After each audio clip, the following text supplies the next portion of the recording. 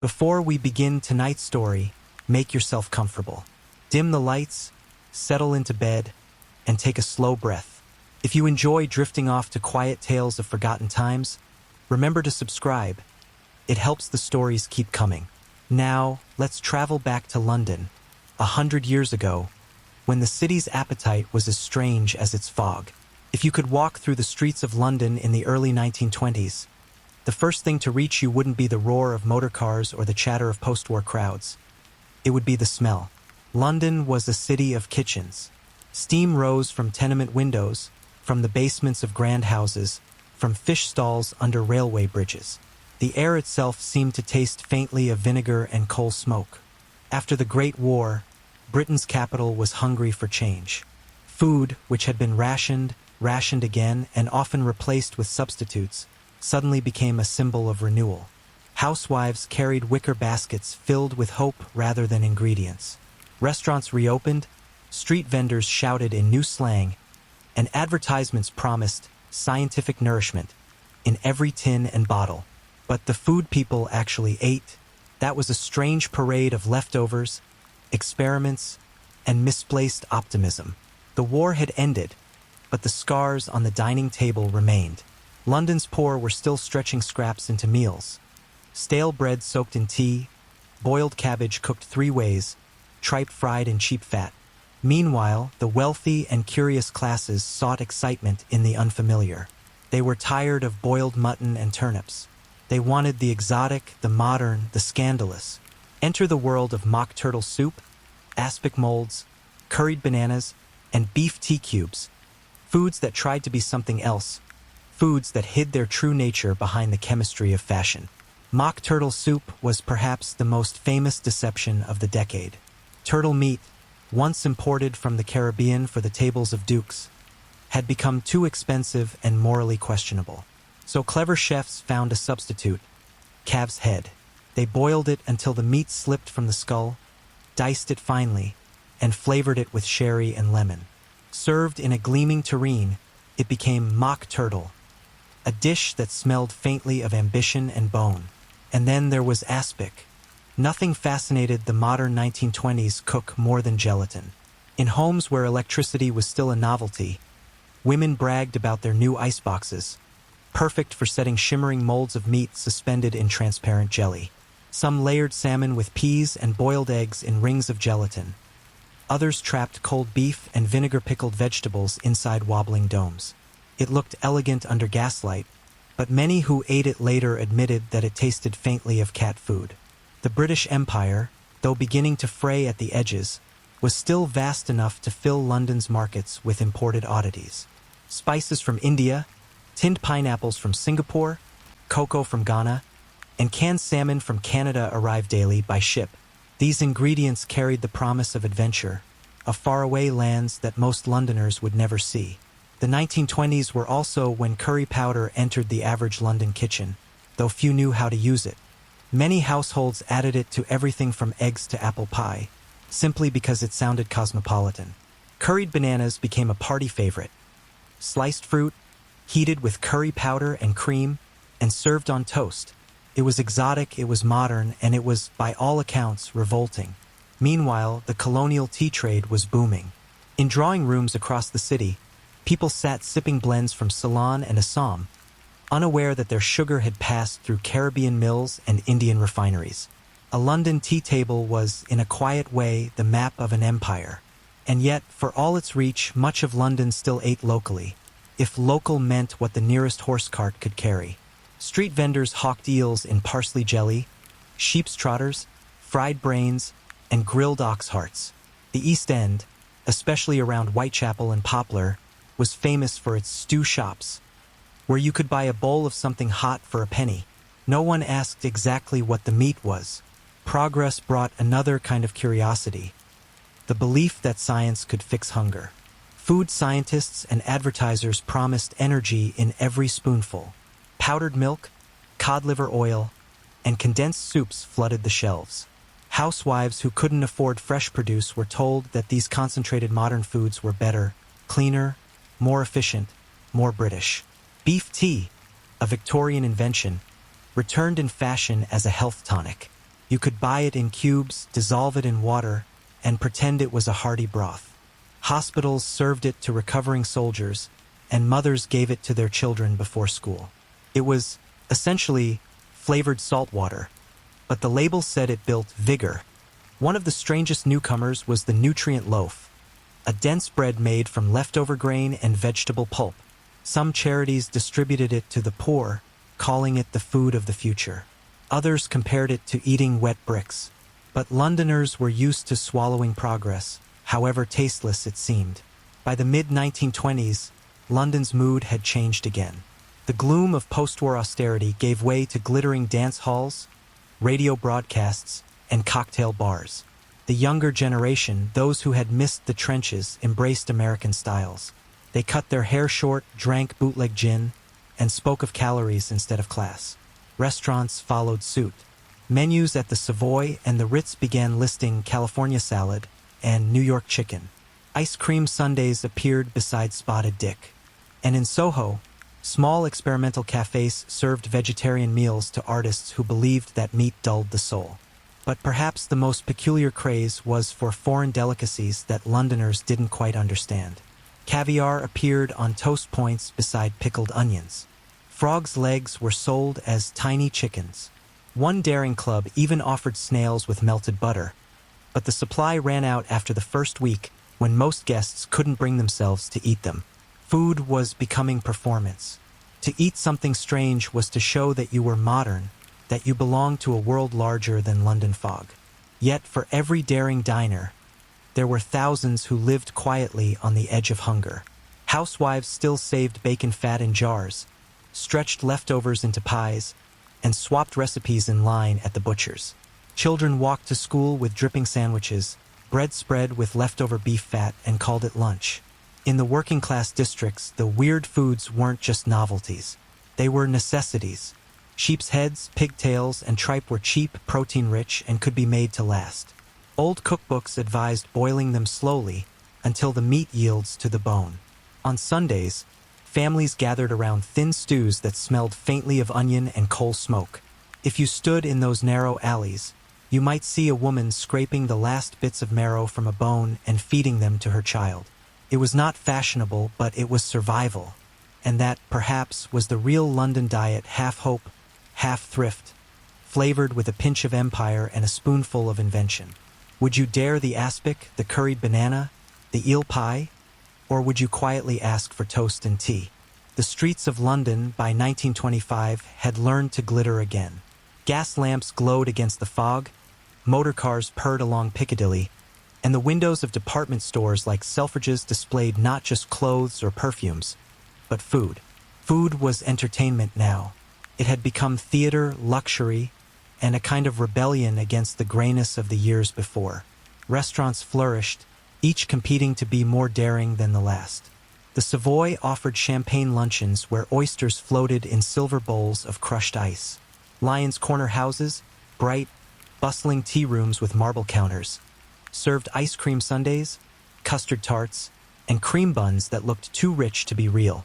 And in Soho, jazz hummed from basement clubs while diners experimented with dishes they couldn't pronounce. This was London's second stomach, the one that hungered for novelty. What the poor endured, the rich exaggerated. They wanted modern cuisine, inspired by Paris, New York, and the far corners of the empire.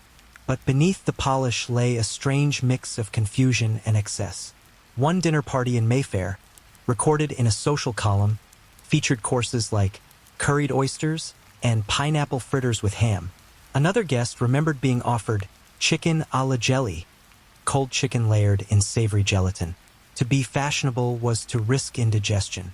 At the same time, the scientific fascination with nutrition was reaching a fever pitch. Newspapers praised vitamins as the miracle discovery of the century. Women's magazines ran charts explaining which fruits contained vitamin A for beauty and vitamin B for calm nerves. Shops began selling tonic syrups, yeast drinks, and fortified biscuits. One popular product, Virol, claimed to give children energy, to run faster and think brighter. Its ingredients were mainly malt extract, bone marrow, and sugar. In a city rebuilding itself after war, Belief in science became a kind of religion. Housewives were told that feeding their families correctly was patriotic. The modern mother, one pamphlet said, must understand the chemistry of her kitchen. Yet even the best-intentioned cooks struggled to find balance between thrift and progress. In working-class homes, thrift was the only recipe. Offal remained a staple, cheap and filling, if not always pleasant. Butchers' windows displayed pigs' heads, cows' tongues, and tripe. Shoppers carried these cuts home in newspaper, seasoned them with whatever herbs they could afford, and turned them into pies or puddings. There was a particular pride in making something edible from what others threw away. Street food culture thrived in this divide. Hot potato stalls steamed at corners near train stations. Pie and mash shops drew long lines, serving dishes that clung to tradition even as the world modernized. The liquor sauce, made from parsley and eel stock, was both comfort and ritual. The eels themselves, boiled, jellied, or fried, remained the taste of London's working heart. Some said their resilience mirrored the city's own. Meanwhile, in the West End, food became a playground of imagination. The cocktail craze imported from America changed everything. Alcohol, once the preserve of pubs, became an art form. Bartenders with slicked hair and pressed white shirts invented drinks with names like The Bright Young Thing or Empire's Kiss. A generation raised on rationing now toasted to excess.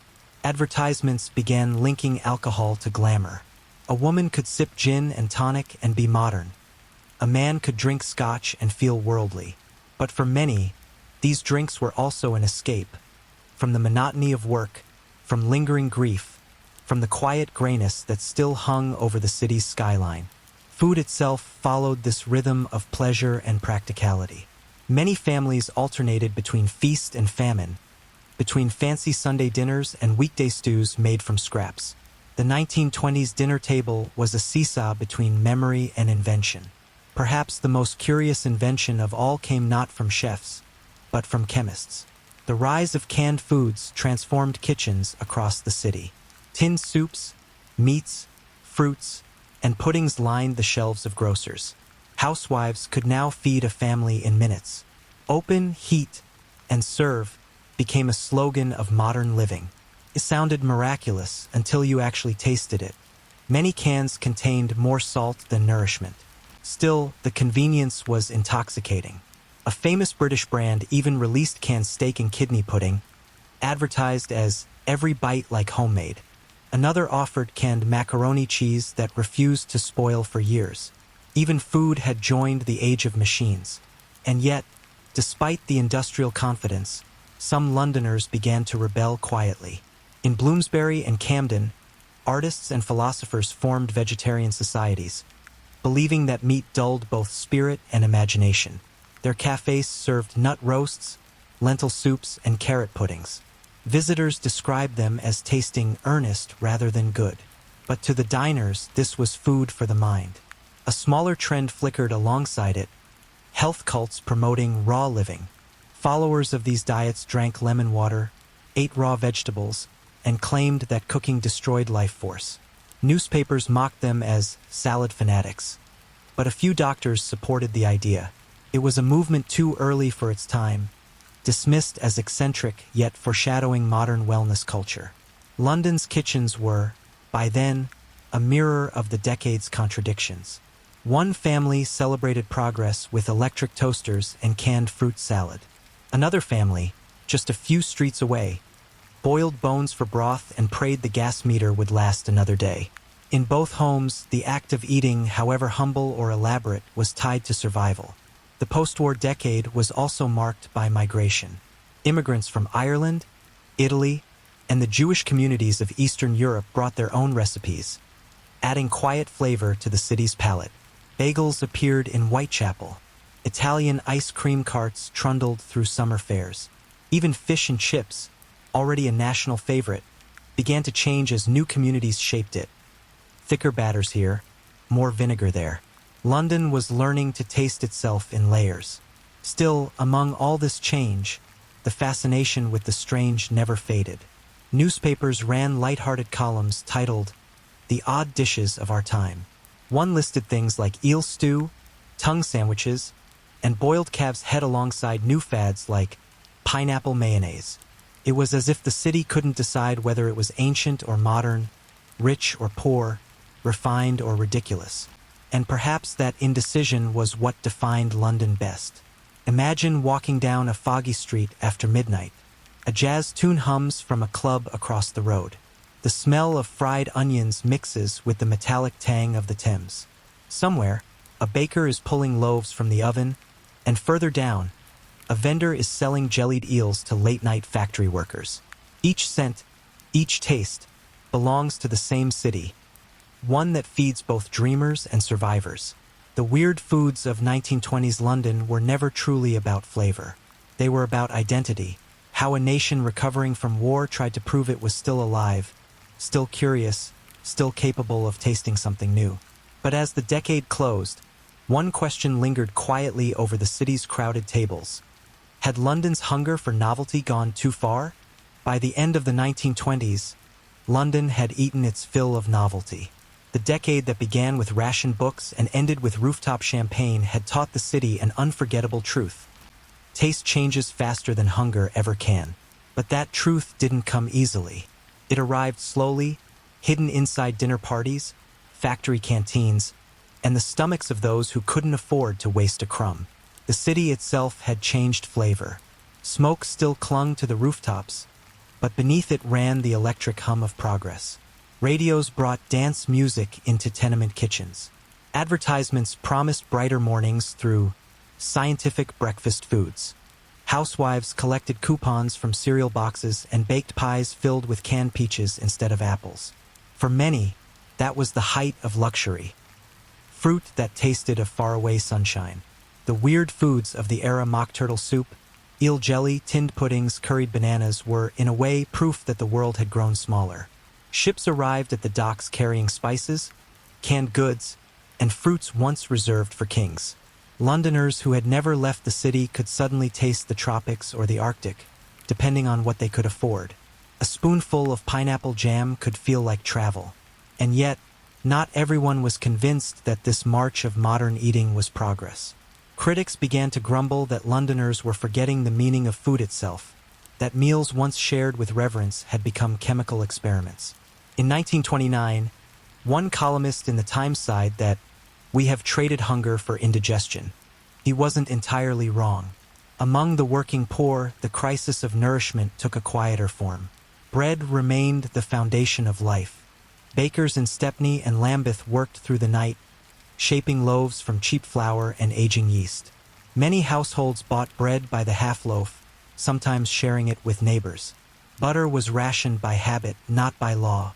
A family might stretch a single pat across several days, spreading it thin and mixing it with dripping. Children grew up on tea, toast, and condensed milk. The same city that toasted oysters in Mayfair fed its schoolchildren cocoa and stale biscuits. And yet there was pride even in this simplicity. Food, no matter how plain, was a mark of dignity. A reminder that after all the war's losses, people were still here, still eating, still moving forward. The late 1920s also brought one final transformation to London's table: refrigeration. Electric fridges were rare and expensive, but iceboxes, those heavy, zinc-lined cupboards that held blocks of ice delivered by horse cart, became symbols of modern comfort.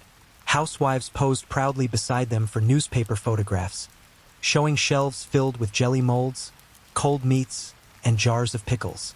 Keeping food cold was not just convenient, it felt futuristic. And yet, for every modern gadget, something older lingered. The East End's pie and mash shops refused to change their recipes. Public houses still served pickled eggs floating in glass jars beside the beer pumps. Market stalls still sold winkles, tiny sea snails eaten with a pin. These tastes survived not out of nostalgia, but because they worked. They were efficient, cheap, and deeply British. In the final years of the decade, London's food world was a balancing act. Science and tradition shared the same table, sometimes uneasily. You could find the latest powdered soup mix stacked beside hand-wrapped loaves, and tins of corned beef beside fresh eels pulled from the Thames. It was a city caught between two eras, the industrial and the human. The social divide was visible in what people threw away. The wealthy discarded half-eaten desserts from elaborate banquets. The poor scraped saucepans clean enough to see their reflections. Food waste became a silent marker of privilege. One could measure class not by what was eaten, but by what was left behind. Even so, the lines blurred at moments of celebration.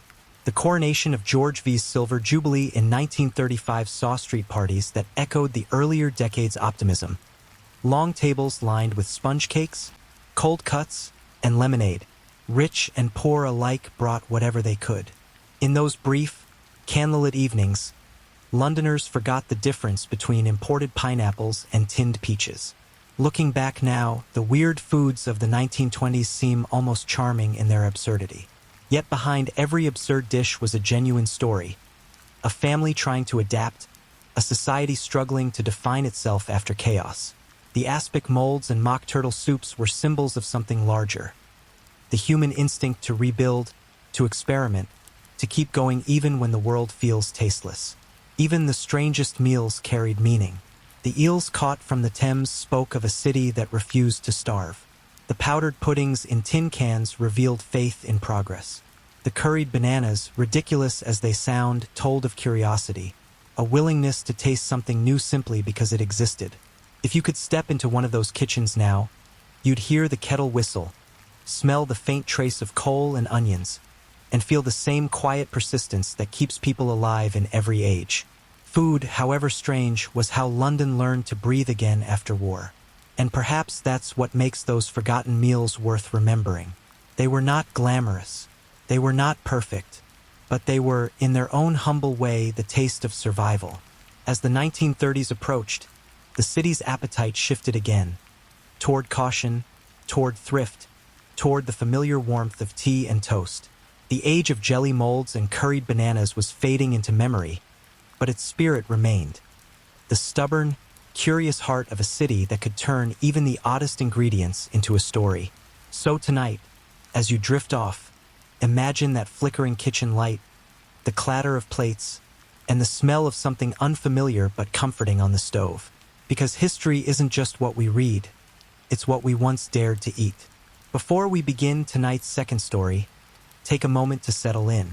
Loosen your shoulders, slow your breathing, and let the sounds around you fade.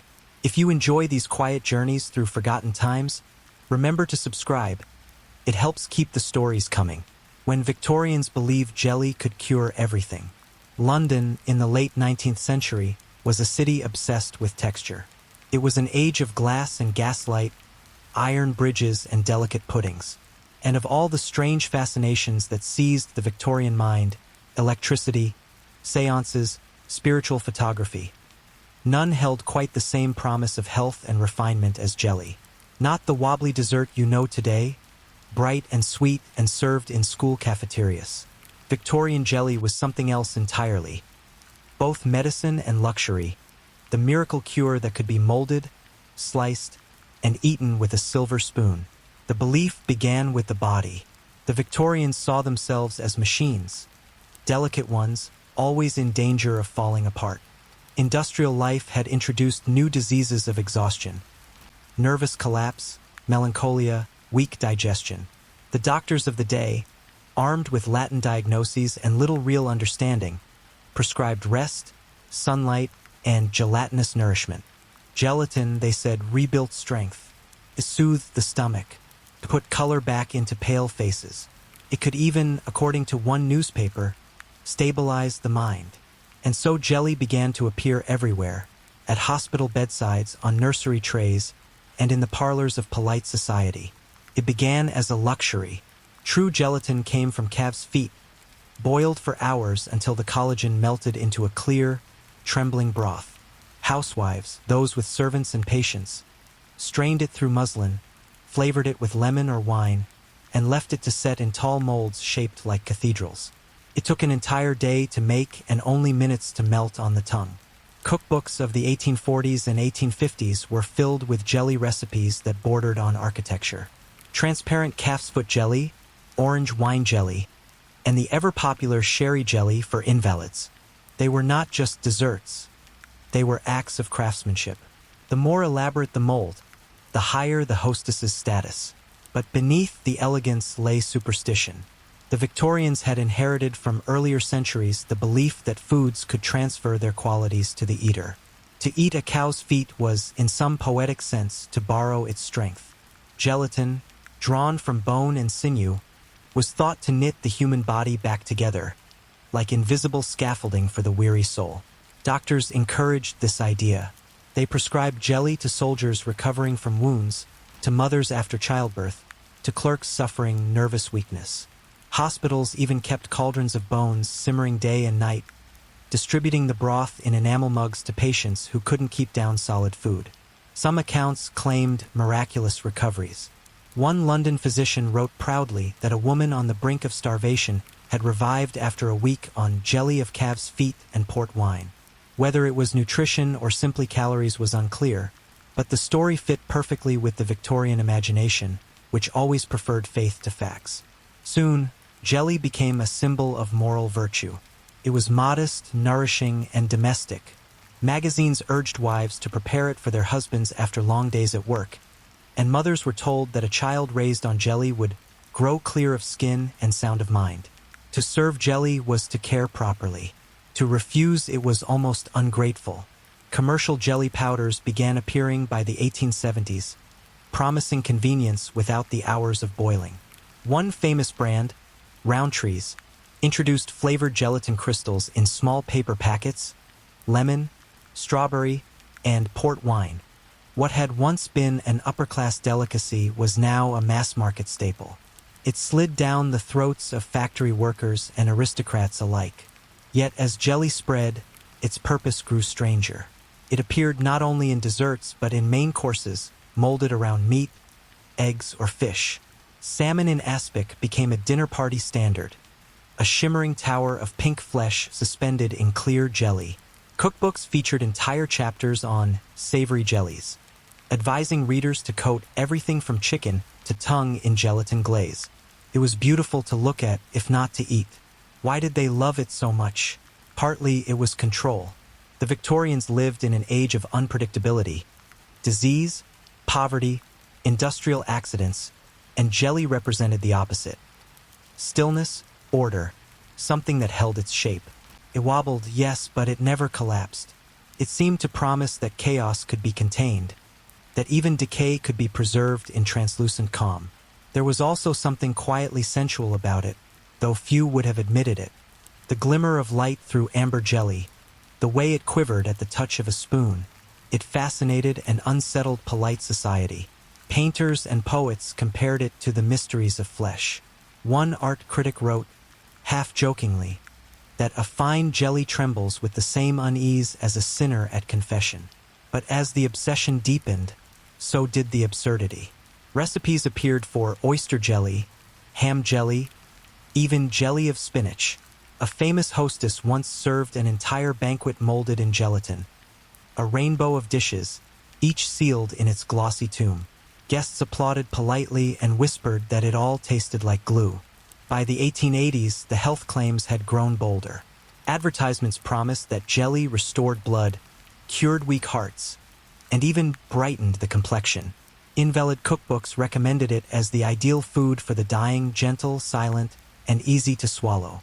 It was nourishment without conflict, sustenance without effort. And perhaps that was the secret of its appeal. In a world where progress moved faster than anyone could understand, jelly was comfort. It didn't challenge, it didn't shout. It simply trembled quietly, waiting to be eaten. Still, a question lingered in the drawing rooms and kitchens of the age.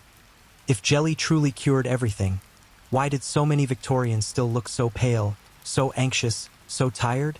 By the 1880s, the cult of jelly had reached its golden age.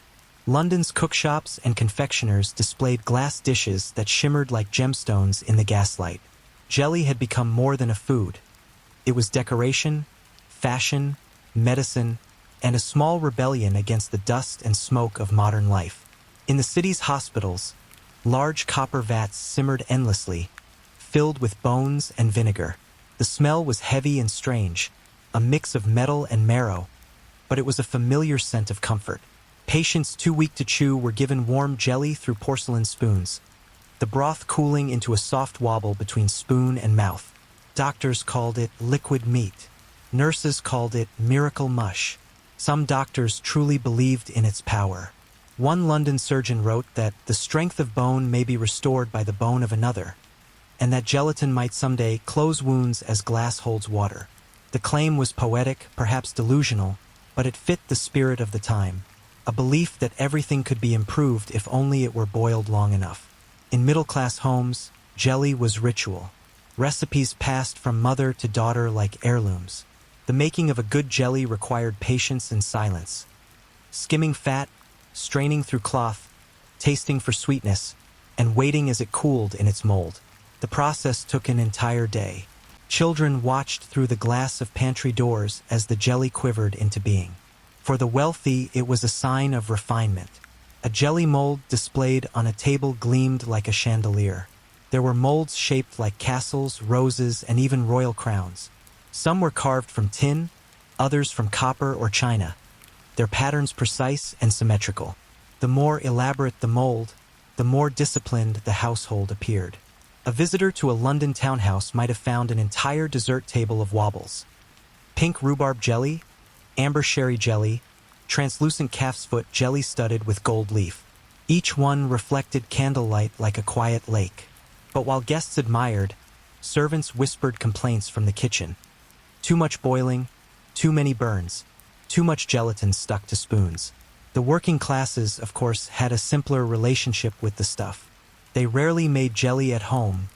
They bought it ready-cooled from the street stalls. Vendors sold jellies and blancmange in small glass dishes, bright with fruit flavor and topped with a dab of cream. A penny bought a wobble, and children licked them clean, handing back the empty glass for reuse. Jelly traveled everywhere, from hospital wards to the Queen's banquets. It crossed class, age, and even morality. It was a dessert for children and an invalid's last meal. It was delicate, almost holy, yet faintly absurd. As the years rolled on, jelly grew increasingly scientific. Food reformers and early dietitians began studying its chemical composition. They found, to their surprise, that gelatin contained almost no nutritional value, provided no real protein, no vitamins, no energy. It soothed hunger for an hour, then left the body exactly as it was, hungry again. But the Victorians didn't want to hear that. Science had made jelly sacred, and it would take science to dethrone it. Until then, the wobble reigned. In 1886, the Illustrated London News published an article titled, "The Moral Value of Jelly." The author claimed that the act of making jelly cultivates feminine virtue, patience, cleanliness, and gentleness of hand. He added that a house where jelly is well made is a house where tempers are mild. It was an extraordinary statement, but entirely believable in its time. Victorian food was moral theater. What you ate said who you were. Jelly, in its fragility, symbolized self-control. It trembled but did not fall apart, and that was precisely the kind of stability the Victorians admired. There were darker sides, too. The cheap gelatin that made its way into slums and workhouses often came from slaughterhouse waste. Bits of bone and hide, poorly cleaned, boiled in huge vats until the mixture took on a gray hue. This poor man's jelly was tough and tasteless, more glue than food, but it filled stomachs, and in an age of hunger, that was enough. In poorer neighborhoods, mothers would boil animal bones for hours, letting the broth cool overnight. By morning, it would have set into a weak, cloudy jelly. They'd scrape it up and spread it on bread for their children. It wasn't luxurious, but it was tradition, a way of turning nothing into something. At the same time, the upper classes began turning jelly into art. Banquets hosted by dukes and duchesses featured molded jellies tinted with wine, decorated with edible flowers, even layered with different colors to form translucent rainbows. Some jellies were built around objects, tiny fruits, sugared almonds, even small trinkets, to surprise guests when the spoon struck through. Cookbooks of the 1890s described jelly as the queen of the supper table. It had become everything, a symbol of progress, health, femininity, faith, and now luxury. But behind the polished silver molds and trembling towers lay the same quiet question. Did it actually do anything? By the dawn of the 20th century, a few skeptical doctors began to speak. One wrote, "Gelatin sustains neither muscle nor mind. It comforts, but does not cure." But the myth had already taken root. Generations had been raised on the belief that jelly made you strong, and faith, once set, rarely melts away. Still, as the century turned, new inventions crept into the kitchen. Electric stoves, powdered mixes, pre-flavored jellies in bright boxes. The handmade craft began to vanish. Housewives no longer boiled calves' feet. They opened envelopes. The Victorian kitchen, once filled with slow patience, now buzzed with efficiency. And with that shift, something delicate disappeared. The jelly that once trembled with moral meaning became, at last, just dessert. The great irony, of course, is that the Victorians were half right. They believed jelly healed the body. In truth, it healed something subtler. Its shimmer and stillness soothed the anxious spirit of an age that couldn't stop moving. But as the last copper molds were packed away, one could still ask, was it the jelly that comforted the Victorians, or the ritual of making it, the illusion that chaos could be contained in a single, perfect wobble? By the turn of the century, jelly had outlived its miracle status, but not its place at the table. It had become part of Britain's emotional furniture, a dish so ordinary it no longer needed explanation. It appeared at christenings and funerals alike, a polite shimmer between courses, a pause between joy and grief. In London's hospitals, the great copper vats had been replaced by enamel pots and gas stoves, but the recipe was unchanged: bones, water, vinegar, and thyme. The nurses who ladled it into bowls no longer spoke of its life-restoring powers, but they knew it comforted the sick. And that, perhaps, was cure enough. Outside those walls, the empire itself was beginning to wobble. The Victorians' faith in progress had given way to a quieter uncertainty. Cities swelled, poverty deepened, and machines began replacing hands. In that shifting landscape, jelly still glowed with a kind of homely nostalgia. It was the food of safety, a reminder of simpler virtues when everything else was speeding up. By 1910, advertisements had transformed jelly once again. Rowntree's and Hartley's sold their powders in bright tins, promising 5 minutes to perfection. Housewives no longer boiled bones or strained broth. They simply opened a packet, poured boiling water, and watched color bloom. Cherry red, lemon yellow, emerald green, jelly had become cheerful. The pale calf's foot jelly of the Victorians had been replaced by the carnival hues of the modern age. Children loved it and mothers trusted it. It wobbled at every birthday party, every Sunday pudding, every hospital visit. It no longer cured anything, but it didn't need to. This magic was survival. Yet for those who remembered the old ways, something was missing. The patient art of jelly making, the hours of tending, the slow clarity of the broth, the moral weight it once carried, had vanished into convenience. What once symbolized virtue now symbolized leisure. The jelly mold, once polished like a relic, gathered dust in the cupboard. Still, even in its decline, jelly held a peculiar power. It was one of the few foods that transcended class. A duchess might serve sherry jelly in crystal. A child in the East End might lick raspberry jelly from a chipped plate. The difference was presentation, not purpose. Both found sweetness in the wobble. During the First World War, gelatin found its way back into medicine.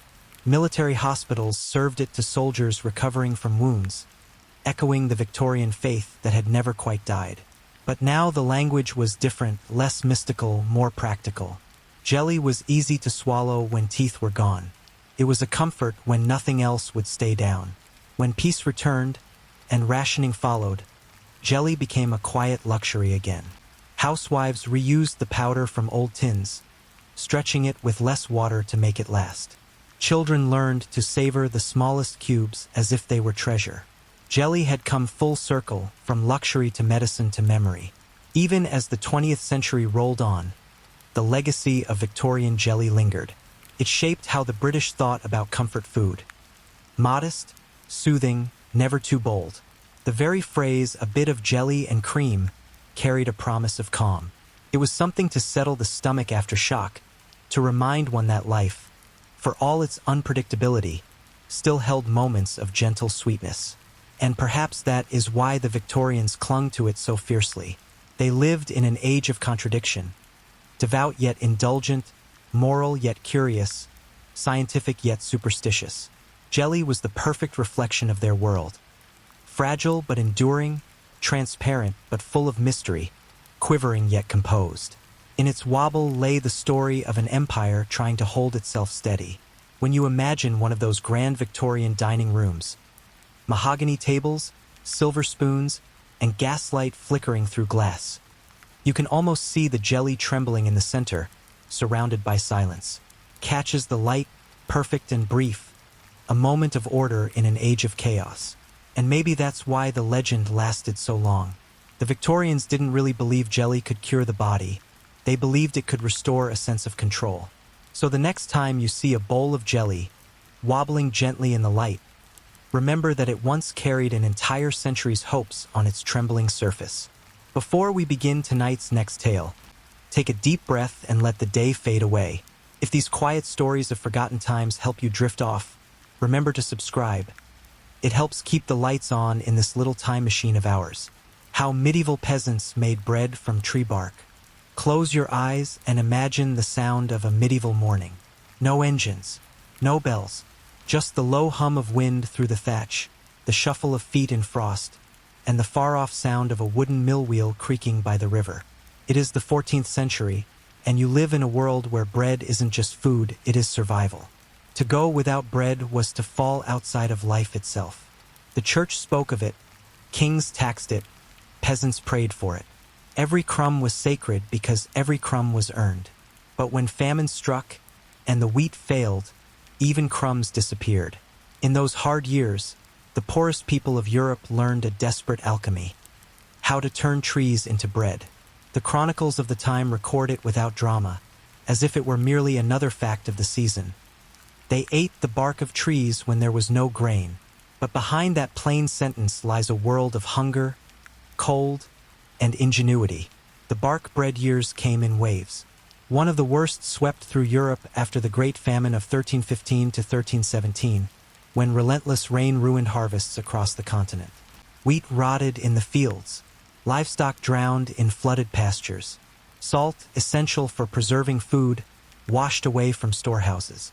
By the second winter, people were eating anything that could be chewed: cats, dogs, roots, weeds, and trees. The birch, elm, and pine forests that bordered villages became both refuge and larder. People learned that not all bark was poison. Beneath the rough outer skin of a tree lay the inner cambium layer, a pale, soft tissue filled with sap. Could be scraped, dried, and ground into powder. Mixed with what little flour remained, it produced a bitter, dark loaf that smelled faintly of the forest. The process was laborious. The bark had to be peeled carefully, usually in spring when sap ran freely. It was then dried near the hearth, crushed between stones, and sieved through cloth to remove splinters. The result was more like sawdust than meal. Bakers mixed it with rye or oat flour if they had any, or simply boiled it into thick paste. Travelers' diaries described the bread as gray, dense, and almost sour.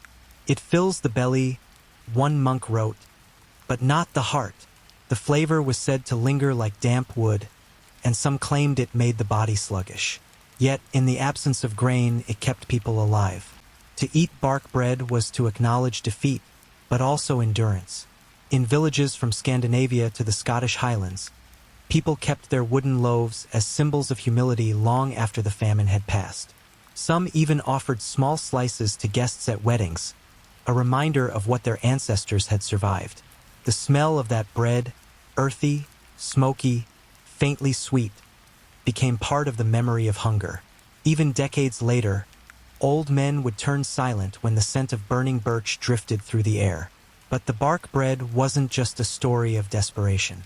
It was also a lesson in how deeply medieval life depended on nature's smallest rhythms. The peasants who stripped bark from trees understood their environment intimately. They knew which species yielded the mildest inner rind, which ones could be harvested without killing the trunk, and how to mix the powder with nettle seeds or ground acorns for extra substance. In Norway, where winters bit hardest, bark bread became almost an art. Families saved strips of pine cambium like fabric, drying them on racks, then grinding them into flour that could last the entire year. It was said that a well-made pine loaf could feed a family of 4 when the snow refused to melt. The bread itself told stories. A coarse, dark loaf signaled poverty. A lighter one, made with real grain, meant a better year. When famine lingered, the bread grew darker and thinner, like a shadow of its former self. Monks recorded these changes with unsettling precision. One abbey in Yorkshire kept lists of bread recipes used during different degrees of scarcity. Half bark, half rye for mild shortage. All bark, little rye for years of despair. It was a grim taxonomy of hunger, written not in ink, but in ash. Still, bread was never just about food. It was a promise, a prayer. Every medieval church blessed loaves during Lent and harvest. The breaking of bread at Mass symbolized the survival of the soul, even when the body starved. And so, to bake bark bread was to cling to that faith, a belief that even the poorest materials could become something holy if shared. There were side effects, of course. Too much bark could cause cramps or exhaustion, as the human body struggled to digest what it wasn't meant to eat. But people rarely complained. Complaining didn't fill bellies. And besides, everyone was in the same struggle. When you picture a peasant woman kneeling by the fire, stirring a bowl of bark meal, her face lit by the orange glow of coals, remember that she is not defeated. She is an alchemist, turning wood into life. There's a quiet dignity in that image. A family gathered around a loaf that barely resembles bread, yet still passes from hand to hand with reverence. Because even when the world had nothing left to give, they still shared. And in the flicker of that small, smoky kitchen, as the wind howled outside, the miracle of bark bread was not its taste, but the fact that it existed at all. But how, exactly, did those forgotten recipes spread across Europe? And why did some people continue baking bark bread even after the famine ended? When the famine years finally ended, the rains subsided, and the first real harvests returned, one might expect bark bread to vanish from memory. But it didn't. It lingered quietly, in kitchens and forest clearings, passed down not as desperation, but as wisdom. By the 1400s, bark bread had become a kind of insurance. In regions of Scandinavia, Finland, Scotland, and northern England, villagers kept bark flour stored in cloth sacks beside the hearth. They called it famine meal. It was never eaten in good times, but it waited, patient as a ghost, for the next bad winter. And there were always bad winters. Nature's generosity was unpredictable. A single cold spring could kill seedlings, and an early frost could ruin rye before harvest. So families kept bark meal the way we keep savings accounts, something unpleasant but reassuring. When the snow came late and the grain stores ran low, they would mix it again into dough, whispering thanks that they had remembered how. In some places, the knowledge itself became a kind of folk inheritance. Children learned which trees to choose: birch for softness, pine for strength, elm only in emergencies. Never take more than you need, the elders warned, or the forest will turn against you. That warning wasn't superstition, it was ecological wisdom in disguise. Peasants understood that stripping too much bark from one tree could kill it, so they harvested carefully, taking only narrow strips in a spiral, leaving enough for the trunk to heal. Hunger had made them conservationists long before the word existed. Travelers through these lands often misjudged what they saw. A French merchant passing through Sweden in 1542 wrote, "They eat wood as if they were goats." But what he failed to understand was that bark bread was not foolishness. It was resilience, learned through centuries of scarcity. In Norway, the recipe evolved into something almost ceremonial. Families would dry birch bark into thin curls, grind them with rye flour, and bake them on hot stones. The result was a dark, crisp flatbread that tasted faintly of smoke and sap. It was eaten slowly, sometimes dipped in milk or broth. Travelers claimed it was better than it looks. The same practice appeared in parts of Finland, where it was called petu. There, the inner bark of pine trees was collected every spring, scraped with small knives and dried into ribbons. The people treated it with reverence, calling it the second harvest. During the worst famines of the 1600s, bark bread saved entire villages. Even as grain trade expanded and famine became less frequent, bark bread refused to vanish. It remained part of cultural memory, a reminder of endurance. Some Scandinavian families baked a single loaf every spring to remember the hard years. Children were made to taste it once so they would understand where their comfort came from. But bark bread's persistence also reveals something else about medieval and early modern hunger. It was never truly gone. The line between sufficiency and starvation was thin. One bad season could erase stability. Even in England, the so-called merry old countryside was dotted with what one chronicler called lean years of hollow faces. In those years, bark bread mingled with other substitutes. Bread made with pea flour, bean meal, ground acorns, and even powdered nettles. Some households mixed moss with dough, straining it through cloth to remove grit. Others boiled straw and roots into something called hunger gruel. The recipes were shared by word of mouth like folk songs of survival. Each region added its own twist: oak bark in the highlands, linden in parts of Germany, willow in Eastern Europe. If you listened carefully to the dialects of old Europe, you could almost map famine by the names of bark bread: petu, naverbrod, barkbrod, skorpbrod. A traveler walking across those lands in the 16th century might pass from one village to another, tasting the same bitterness shaped by different hands, the same story told in different tongues. And yet, despite its grim origin, bark bread held an unexpected beauty. When baked over open flame, it released a sweet, woody aroma, the smell of survival. Some said it carried the taste of the forest itself, as if the trees had offered part of their strength to humankind. By the 1700s, a few natural philosophers even began to study bark bread scientifically. They analyzed its fibers, wrote about its composition, and debated whether it truly nourished or merely filled. Most agreed that it offered little in terms of energy. Yet in one sense, it did exactly what food was meant to do. It kept people alive long enough to see the next spring. In village churches, priests sometimes used bark bread for communion during famine years. They blessed the rough, dark loaves with the same solemn words used for wheat bread: "This is my body, broken for you." It was a small rebellion against divine indifference, a statement that even in hunger, faith persisted. In those same years, across Europe, the wealthy dined on imported wheat from warmer countries. Ships brought grain from France and the Baltic, but prices soared. For most peasants, bark bread remained the only affordable option.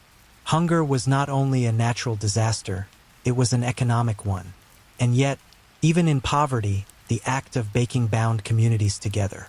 Neighbors shared bark meal when one family's stores ran out. Entire villages gathered to grind cambium and boil sap. In the bleakest months, these shared labors became moments of companionship, a fragile warmth in the cold. There's a record from a Finnish village where women sang while stripping bark, their voices echoing through the forest. The song went, roughly translated, "Tree of mercy, give us your skin, that our children may wake tomorrow." That line captures the essence of it, the strange tenderness that hunger can produce. A communion not just between people, but between people and the land that barely sustains them. By the 1800s, industrial agriculture and global trade had nearly erased bark bread from daily life. But it survived in memory and in rituals of remembrance. Some rural families continued to bake it once a year, often on the anniversary of the famine that had shaped their ancestors. They would break a small piece, dip it in milk, and eat in silence. Because even as comfort returned, they knew that comfort was never guaranteed. Imagine sitting by that firelight, the smell of pine and smoke curling through the room. Outside, the snow still falls. Inside, a dark loaf cools on a wooden board. It isn't beautiful, it isn't soft, but it is a story you can chew, that reminds you what it means to endure. Yet one mystery remains. Why did bark bread taste sweeter to some than others? Some travelers swore by its earthy warmth, while others gagged at the first bite. Was it regional skill or something deeper in how hunger changes the senses? When the first warm winds of spring began to roll across the fields, villagers who had spent months living on bark bread would step outside, blink in the new light, and smell something they hadn't smelled in months. Earth, grass, life. The hunger months were ending, but the taste of bark never really left their tongues. Those who had lived through famine carried its memory like a scar, one that didn't fade but deepened with retelling. When they described those winters to their children, they didn't speak in numbers or dates. They spoke in flavors. They said things like, "That was the winter when the bread tasted like pine." It's strange how a smell, or the faint bitterness of wood on the tongue, can hold an entire history. For the people of medieval Europe, bark bread wasn't just an emergency ration. It was a symbol of how far they would go to stay alive. Long after the famines passed, stories of the hunger bread were kept alive in ballads, prayers, and proverbs. In Finland, a saying survived, "The tree fed us when the field would not." In Norway, another, "He who eats bark bread learns patience." And patience was exactly what the medieval world required. Farming was an act of faith then, planting seeds in hope rather than certainty. A single storm, a single plague of locusts, could erase an entire year of labor. And so, bark bread became more than food. It was a reminder of humility before nature, a quiet acknowledgement that humans, no matter how clever, still depended on forces far beyond their control. The forest had always been both friend and enemy. It sheltered wolves and bandits, but also offered firewood, berries, mushrooms, and in the worst years, its own flesh. For peasants, cutting into a tree's bark was not a simple act of gathering. It was almost sacred, a negotiation with the living world. "The tree gives," one chronicler wrote, "and the man gives thanks." By the late Middle Ages, bark bread had found a strange kind of respectability. Monastic records show that even abbeys with decent stores of grain sometimes prepared small loaves of birch bread during Lent, as a gesture of solidarity with the poor. The monks claimed it reminded them of humility. Some even said it helped them taste the suffering of Christ. Travelers in the 15th and 16th centuries still reported seeing bark loaves sold in markets across northern Europe. They were cheaper than grain bread, dense, dark, and often traded in slices. Some were made half with rye, half with bark flour. Others were pure tree, baked so hard they could last for months. Soldiers carried them on campaigns. Shepherds chewed them while watching flocks. There was a kind of irony in that durability. Bark bread outlasted almost everything else. It resisted mold and rot. A loaf forgotten in a chest could be revived months later with a splash of broth or ale. It was the bread of survival, built for endurance, not pleasure. In time, however, the taste of bark became a symbol of backwardness. As Europe grew wealthier, those who still ate bark bread were mocked by the urban elite. The phrase bark eater entered slang as an insult, meaning rustic, uncivilized, poor. But in the quiet villages that remembered famine, the insult meant nothing. They knew that bark bread had saved lives when gold could not. A Swedish farmer in the 1700s, interviewed by a traveling clergyman, put it simply, "When I eat bark bread, I thank God for trees.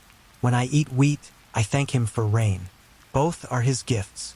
That balance between gratitude and necessity defined much of medieval survival. There were no guarantees.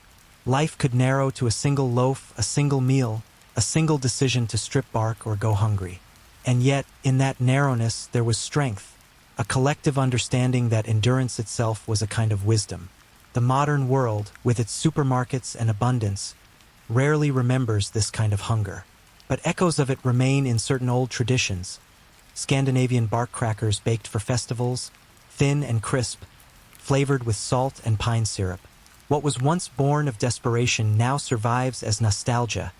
Its bitterness turned to sweetness. Still, if you were to taste one of those medieval loaves today, rough, woody, dense, you'd understand something the history books can't quite express. Hunger has a texture. It's gritty. It grinds between the teeth. It leaves splinters in memory. But it also teaches reverence for the simplest meal, for a fire that stays lit, for a loaf that can be shared. When famine returned centuries later, During the Little Ice Age of the 1600s, some villages reopened their old recipes. People who had never seen bark bread before learned to make it again from elders who remembered. The knowledge slept in stories, then woke when it was needed.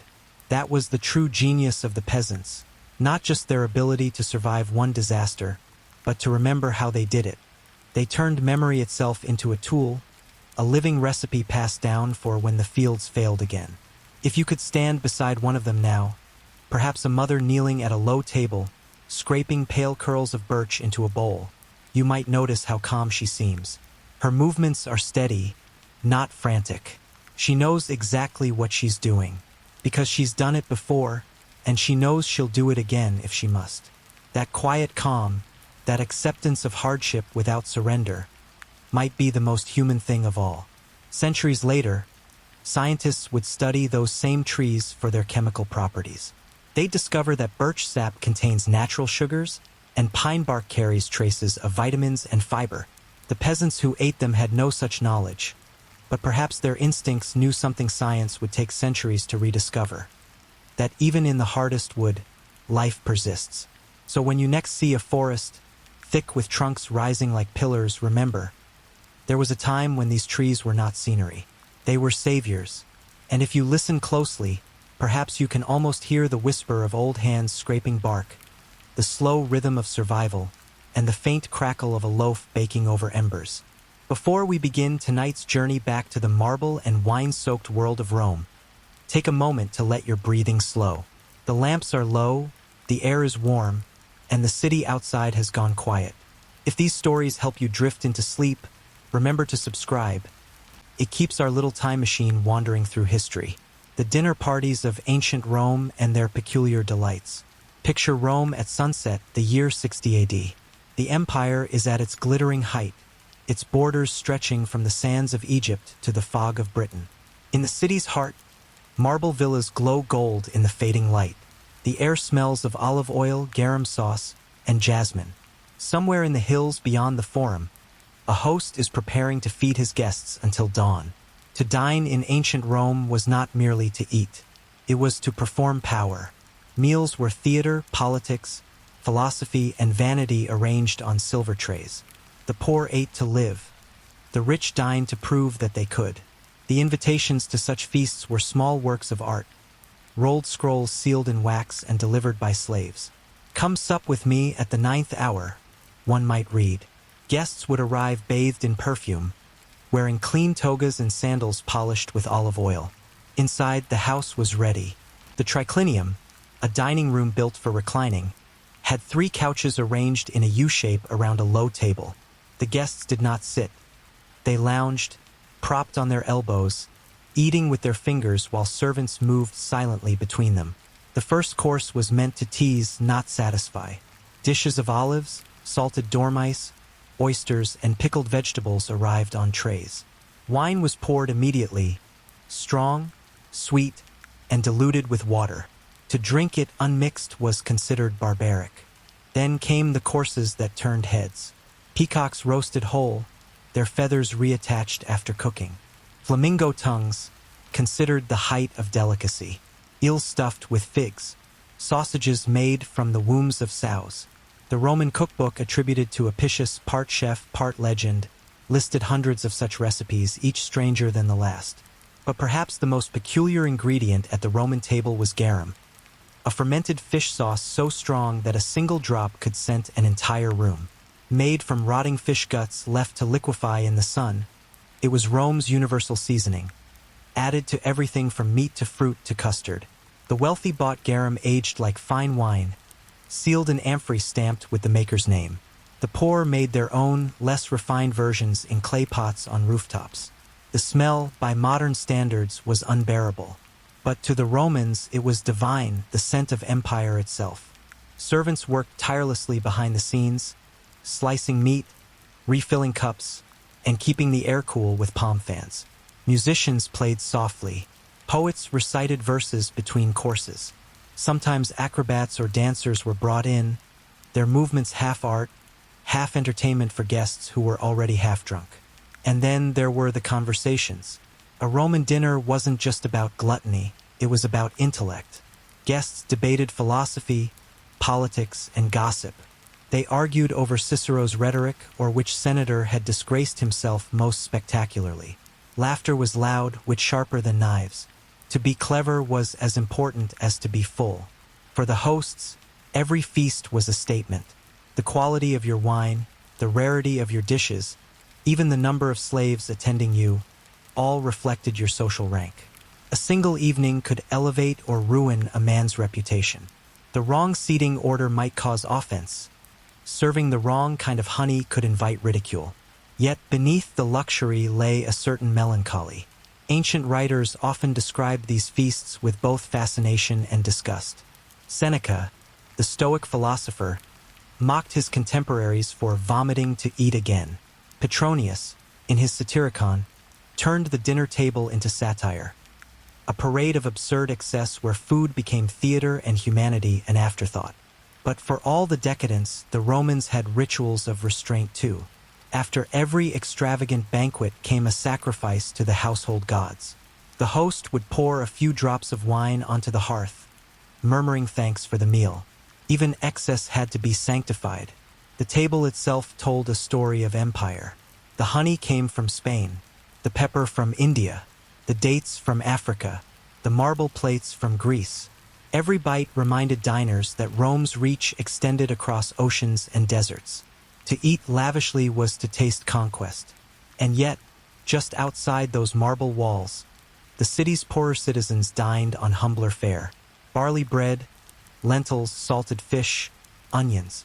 They stood at street stalls, eating with their hands, listening to the laughter drifting from villas above. It was said that you could walk through the alleys of Rome and tell who was feasting that night by the smell alone. Roasted meat, smoke, and garum thick in the air. The city was one great stomach, digesting the world. As the night deepened, the candles burned low. Guests reclined deeper into their cushions, their laughter slurring.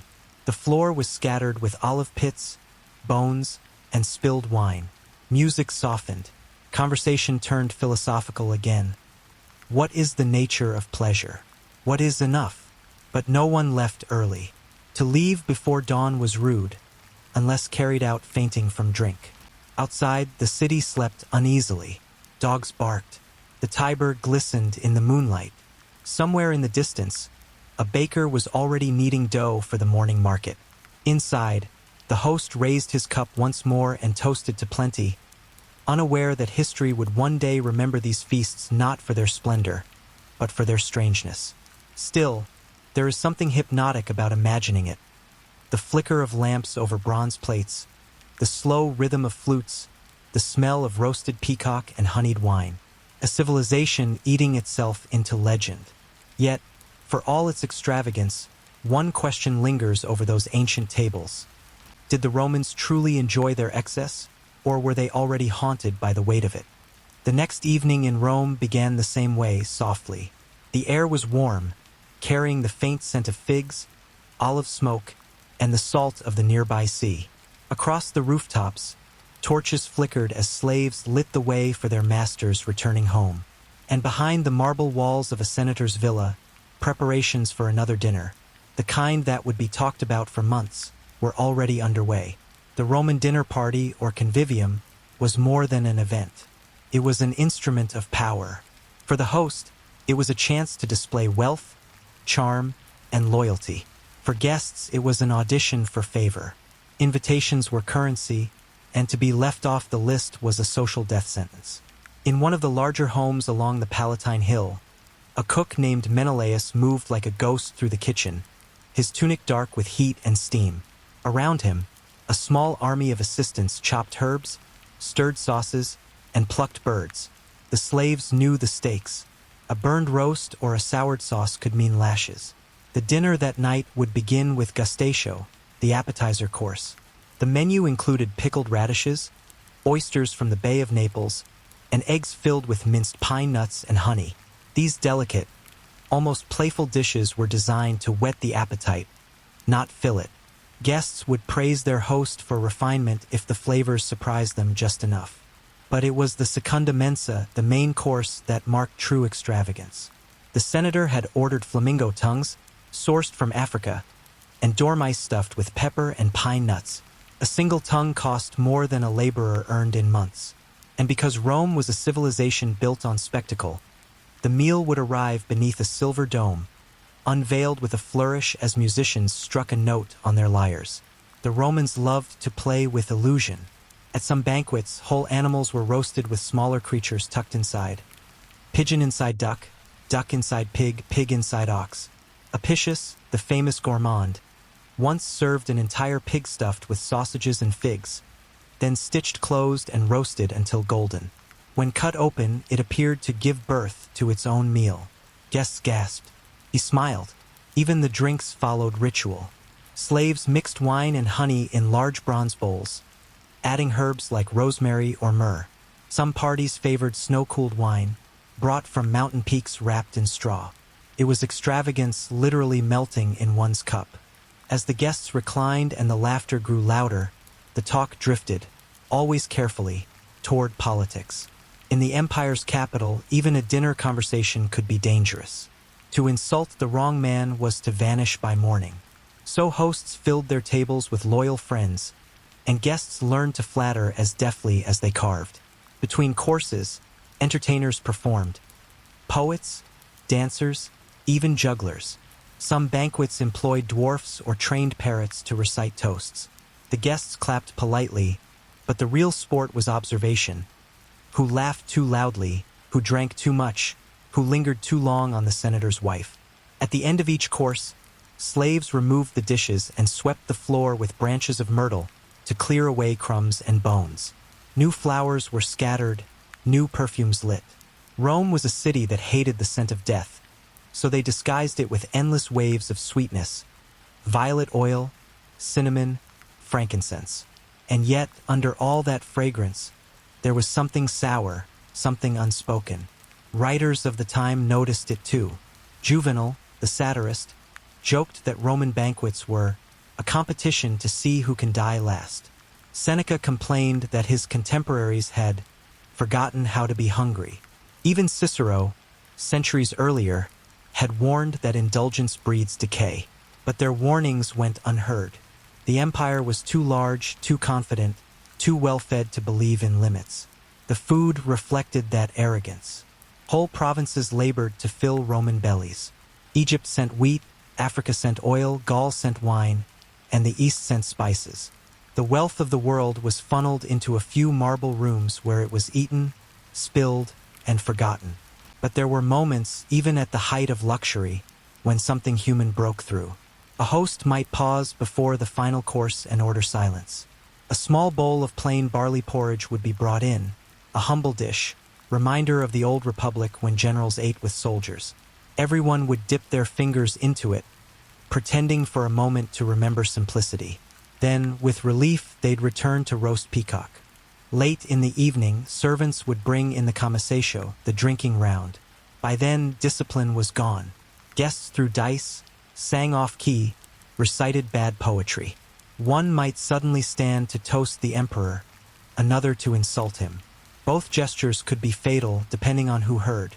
Rome had always loved excess, but beneath it lived a peculiar sadness, a hunger that food could not touch. The diners ate and ate, yet still reached for more. There was always another flavor to try, another novelty to chase. Even pleasure in Rome had to be conquered. As the night deepened, the torches guttered. Guests reclined half asleep, bellies full, the floor sticky with wine.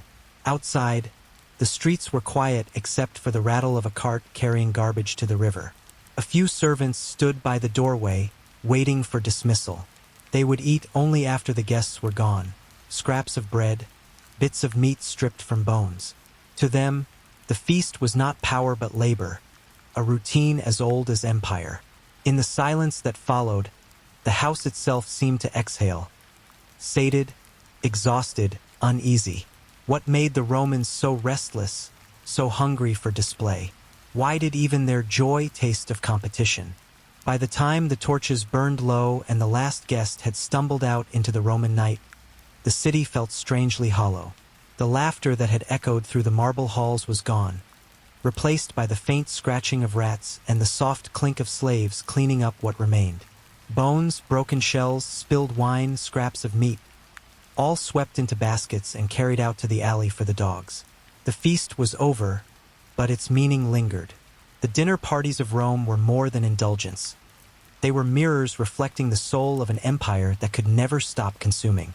The Romans believed that abundance proved divine favor.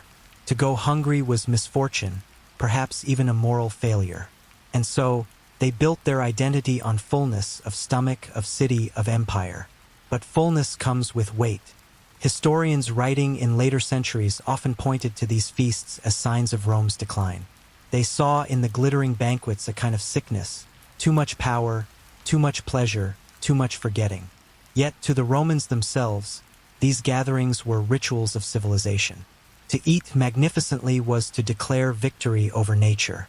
Still, some Romans began to feel uneasy. Philosophers like Seneca and Musonius Rufus preached moderation, warning that luxury was eroding the virtues that once made Rome strong. "It is not the stomach that grows fat," Seneca wrote bitterly, "but the soul that grows weak." But the empire didn't listen. Its appetite was as vast as its borders. The kitchens of the wealthy continued to hum long into the night. Spices from India, dates from Syria, oysters from Britain, all converged in Rome's heart, feeding those who ruled the world. Food became geography made edible. And yet, while the elite dined on imported delicacies, the common people still filled the insulae, the crowded apartment blocks of the poor, where dinner was bread dipped in wine or lentil stew cooked over small clay stoves. The gap between classes was not just visible, it was aromatic.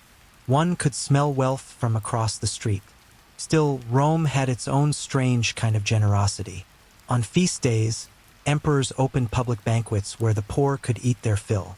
Great tables were set up in the forum, piled high with bread, olives, and salted meat. The emperors knew the value of full stomachs. Bread and circuses, as the poet Juvenal called them. Keep the people fed and entertained, and they will not revolt. But behind the laughter and clatter of plates was an unspoken fear, the fear of famine. Rome's population depended entirely on grain ships from North Africa. If storms delayed them, the city trembled. Bread prices soared, riots broke out. One bad harvest far away could starve 1 million people at home. It was a fragile balance, hidden beneath marble and ceremony. At the height of empire, the contrast between abundance and insecurity defined Roman life. The very feasts that celebrated power also revealed its vulnerability. Every loaf of bread, every amphora of oil, was a reminder of how much depended on distant labor, on ships crossing uncertain seas. Even the wealthy could not escape the knowledge that their comfort was built on others' hunger.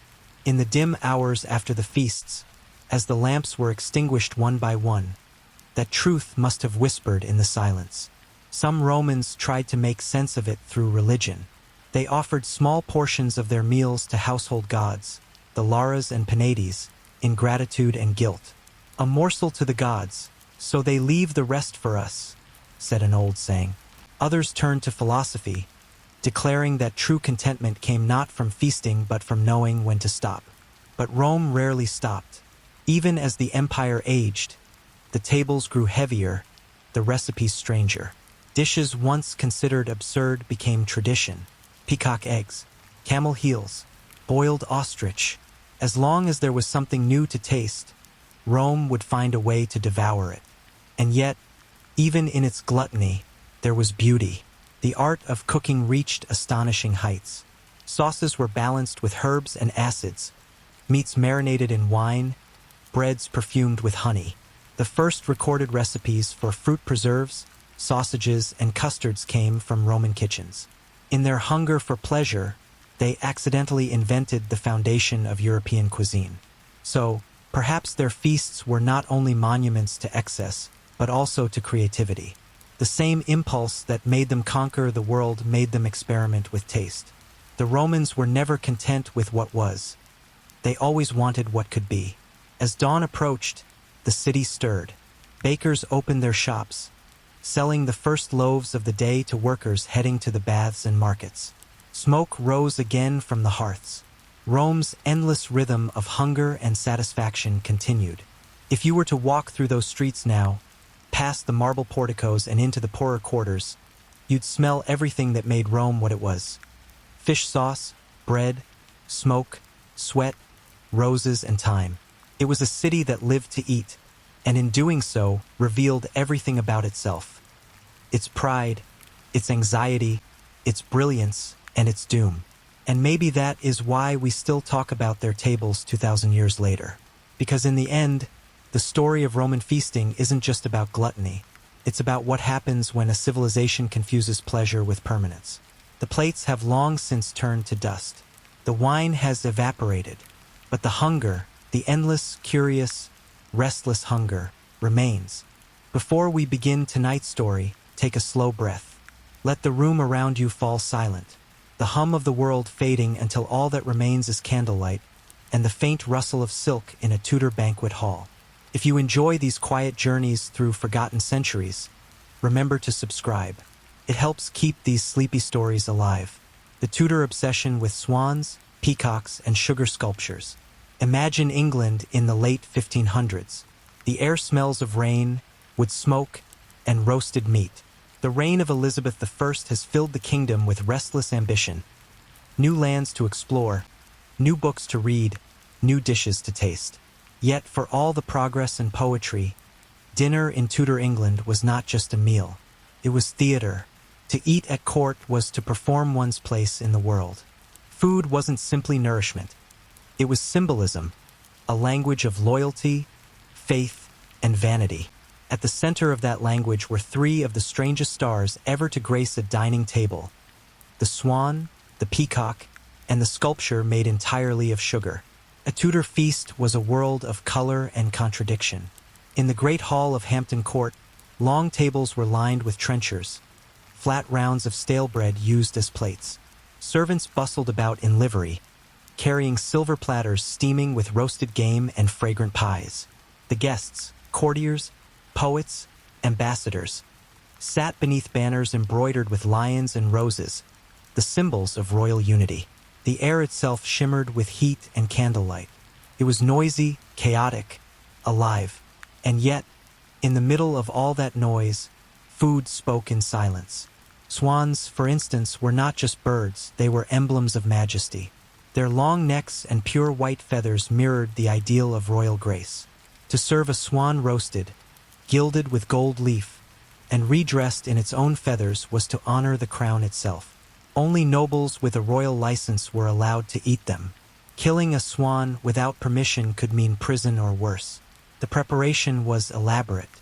First, the bird was roasted slowly over a wood fire until the skin turned crisp. Then it was painted with egg yolk and saffron, covered in gold leaf, and placed back into its own feathered skin.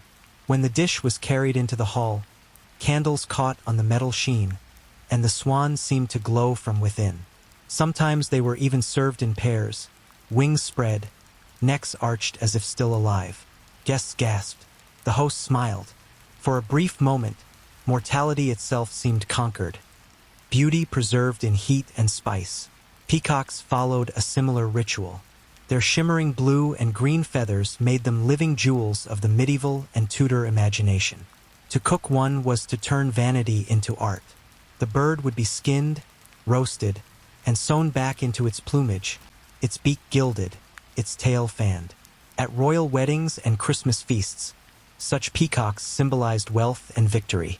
There's a famous account of a banquet held for Henry VIII in the 1520s where a peacock was carried to the table by 4 pages, its eyes set with small gems. The guests applauded, then recited a vow before eating, a ritual known as the Peacock Oath. Each swore loyalty to the king while touching the bird's golden feathers. It was less a meal than a ceremony.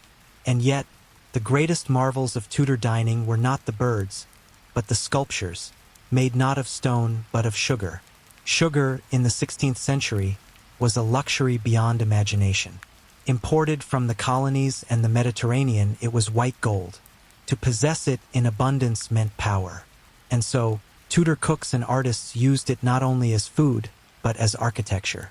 They called these creations subtleties, from the French subtlety, meaning something clever, surprising, or delicate. They were edible illusions, designed to amaze the guests before being devoured. Some looked like castles, others like mythological beasts, saints, ships, or even entire gardens. One banquet for Elizabeth I featured a sugar model of her own coronation.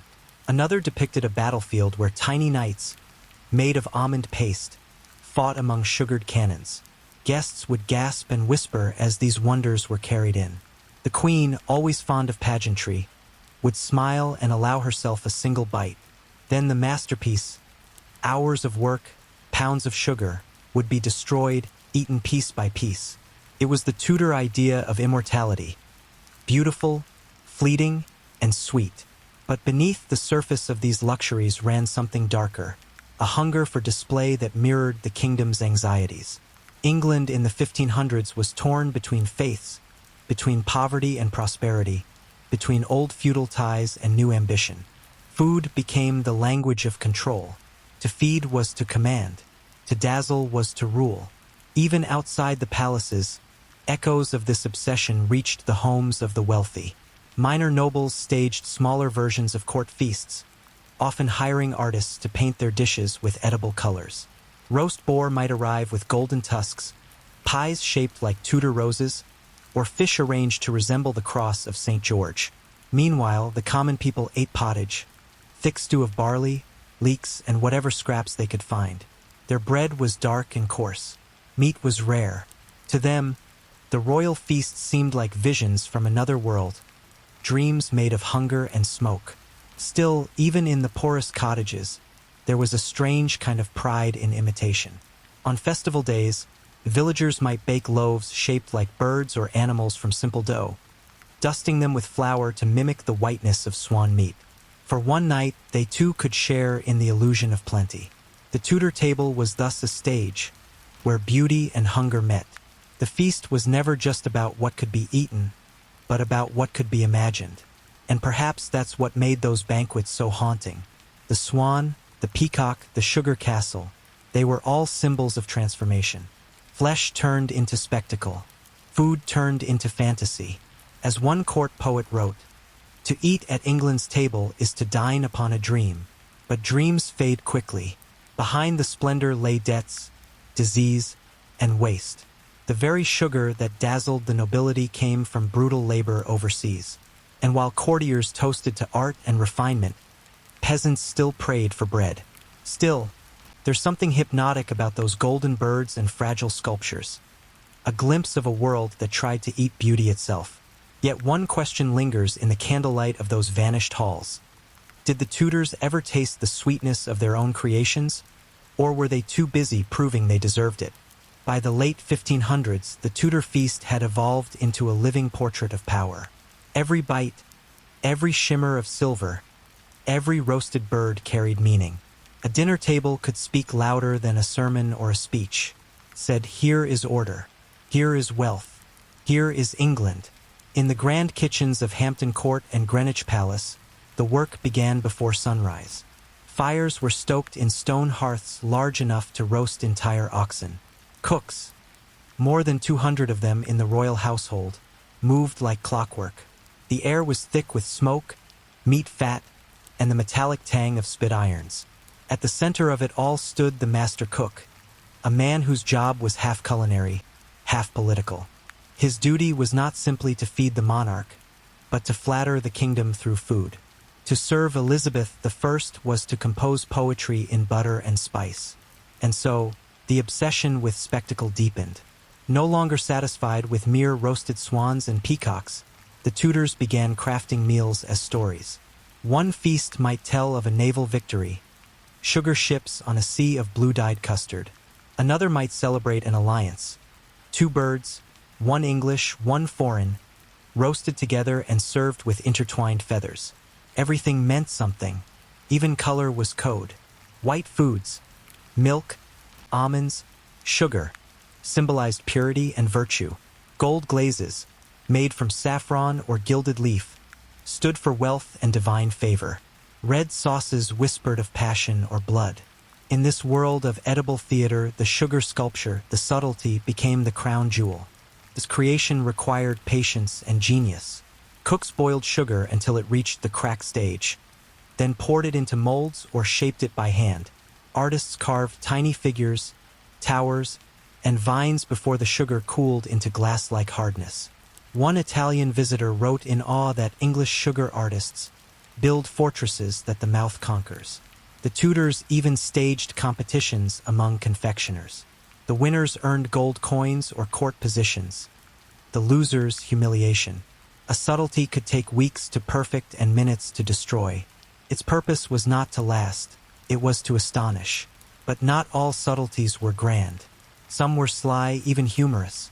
One banquet for a visiting ambassador featured a sugar scene of a farmer feeding geese, except the geese were tiny models of the ambassadors themselves, bearded, plump, and surrounded by grain. The court laughed until tears ran down their cheeks. The message was clear. England could outwit and outshine anyone, even in sugar. For Elizabeth, such spectacles were political tools. The Queen used feasting to remind her nobles that her favor was both sweet and fleeting. To dine with her was an honor, but also a performance of loyalty. Those who impressed might find advancement. Those who bored her might not be invited again. Foreign guests wrote breathless accounts of these meals. The Venetian envoy described a table covered in birds of every color, their feathers restored, their eyes of pearls. The French ambassador complained that English dishes were too proud for their own stomachs. He wasn't wrong. Many of the richest foods, swan, venison, boar, were so fatty and spiced that they were more admired than eaten. To survive the Tudor feast, one had to pace oneself carefully. Courses came in waves, fish, then fowl, then meat, then sweets. Between them, servants poured wine sweetened with rosewater or mulled with cinnamon and clove. The hall grew hotter, the candles taller, the laughter louder. And somewhere amid that noise, the Real England pulsed. The contradictions of piety and indulgence, thrift and extravagance. Beyond the palace walls, famine struck the countryside again and again. The 1590s saw harvest failures so severe that thousands starved. In those same years, Elizabeth's court still feasted under golden ceilings. Chroniclers noted the irony but not the outrage. It was simply the order of things. Sugar, the emblem of that order, was a symbol of both elegance and exploitation. Imported through Mediterranean ports and, increasingly, from Caribbean plantations, it represented England's reach across the seas. Few at the Tudor table cared to imagine the labor that made it possible. To them, sugar was magic, white, malleable, and obedient. Yet, the cooks who worked with it knew its dangers. Molten sugar could burn like molten metal. Many bore scars across their hands. Still, they boiled and shaped it, chasing perfection for a moment of applause. As the Tudor age waned, so too did its appetite for extravagance. The young courtiers of the early 17th century began to mock the old feasts as heavy and excessive. They wanted lighter flavors, Italian salads, French pastries. Even fashion changed, the stiff collars and layered silks gave way to slimmer, looser styles. England was learning to move again, but something of that gilded hunger remained. The taste for spectacle, the need to prove worth through beauty, never truly left English dining. It evolved, refined, disguised itself in manners and tea parties, but the spirit was the same.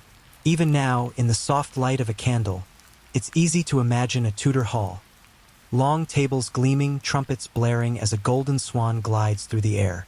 You can almost hear the applause, the rustle of silk, the clink of goblets.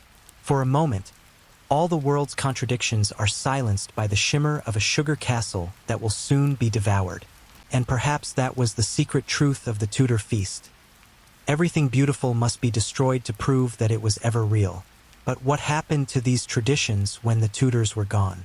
Did the golden swan and the sugar sculptures vanish with them, or did they find new life in another court, under another crown? By the dawn of the 17th century, the Tudor torch had begun to flicker. Elizabeth was old, her courtiers older still, and the empire she had dreamed into being now stood at the edge of exhaustion. But the echo of her banquets lingered, a faint sweetness in the air long after the fires had gone cold. The great Tudor feasts, once pulsing with color and bravado, were becoming ghosts. The swans, the peacocks, the sugar castles, all the shimmering symbols of power, were slowly replaced by something quieter, something almost wistful. England was changing. The new century would bring different kings, different faiths, and a different idea of what it meant to be civilized. The grand roasts and golden birds gave way to subtler elegance. Dainty pastries, imported wines, crystal goblets, music more refined than loud. But the memory of Tudor excess, of glimmering halls and edible art, refused to die. For decades afterward, noble households still tried to imitate Elizabeth's feasts. Records from 1610 show country estates staging banqueting houses, small pavilions built solely for dessert. Guests would leave the main hall after dinner and enter these candlelit rooms filled with sugar sculptures, preserved fruits, and wine. The walls were often painted to resemble gardens. The scent of rosewater and cinnamon hung in the air. Here, the old Tudor sugar magic was reborn, though gentler. The sculptures became smaller. Birds perched on branches, miniature ships, fruit woven into crowns. No longer political weapons, they were gestures of nostalgia, a nod to the glorious excess of a vanished age. But the swans and peacocks, the edible trophies of status, slowly disappeared. By 1620, they were rarities, their preparation viewed as both impractical and barbaric. Times had changed. The Renaissance had made its way fully into England, bringing with it Italian elegance and a new love of restraint. The feast was no longer a battlefield of power, but a ballet of manners. And yet, the Tudor obsession with spectacle had planted deep roots. Its spirit lived on in every grand English dinner that followed, in the architecture of tables, in the choreography of service, in the way presentation mattered more than hunger. The sugar sculptors, once servants hidden behind the scenes, became artists in their own right. Some went on to craft decorations for royal weddings, others turned their skills to glassmaking or porcelain. The artistry that began with melting sugar had quietly reshaped English aesthetics itself. Still, not everyone remembered the Tudors fondly. Puritan preachers in the early 1600s condemned the sin of feasting as vanity. They called the golden birds idols of the kitchen, and the sugar towers the devil's architecture. In their sermons, they described banquet halls as dens of gluttony, where noblemen devoured not food but their own souls. For a while they won. Under stricter rule, many of England's most decadent traditions faded. Tables grew simpler, music softened, modesty replaced display, and yet people still dreamed of those earlier nights. The glow of torchlight, the smell of spiced wine, the shimmering peacock, symbols of a time when beauty seemed infinite, when the world felt gilded even in its hunger. In a strange way, the Tudor feast lived on in the imagination of later generations, not as history, but as myth. Painters and poets would conjure it again and again. A long oak table, a queen radiant beneath the flicker of gold, a sugar swan trembling in the candlelight before vanishing forever. Even today, the image endures in films, in museums, in the way we picture old England. Lavish, perfumed, heavy with symbolism. But perhaps the truest legacy of the Tudor obsession was something quieter still. It wasn't the sugar or the feathers or even the gold. It was the idea that food could be art, that a meal could hold meaning beyond its taste. The Tudors taught Europe how to eat with imagination. They turned kitchens into theaters and cooks into storytellers. Their tables became canvases, their feasts, dreams painted in butter and spice. And though those dreams melted long ago, their aftertaste lingers, in wedding cakes shaped like castles, in Christmas puddings set aflame, in every table where beauty is arranged before the first bite. The swans have flown, the sugar has dissolved, but the hunger, for spectacle, for story, for wonder, remains. Close your eyes and picture it one last time. The great hall bathed in candlelight, musicians playing softly, the scent of cinnamon and roasted fruit in the air. A sugar castle gleams for one perfect moment before the first spoon breaks its walls. Around the table, laughter rises like incense, warm and human. For all their pride and foolishness, the Tudors understood something timeless. That to eat beautifully is to believe, however briefly, that the world itself can be remade in sweetness. Before we set sail into another forgotten chapter of history, take a moment to breathe deeply. The world outside is quiet now, only the soft hum of night remains. If these drifting stories help you find rest, remember to subscribe. Keeps this small ship of history afloat. Why sailors in the age of discovery ate hardtack and drank wormy water. Close your eyes and imagine the sound of ropes creaking against wooden masts, the slap of waves on hulls, the endless rhythm of the sea. It is the 16th century, the height of the age of discovery.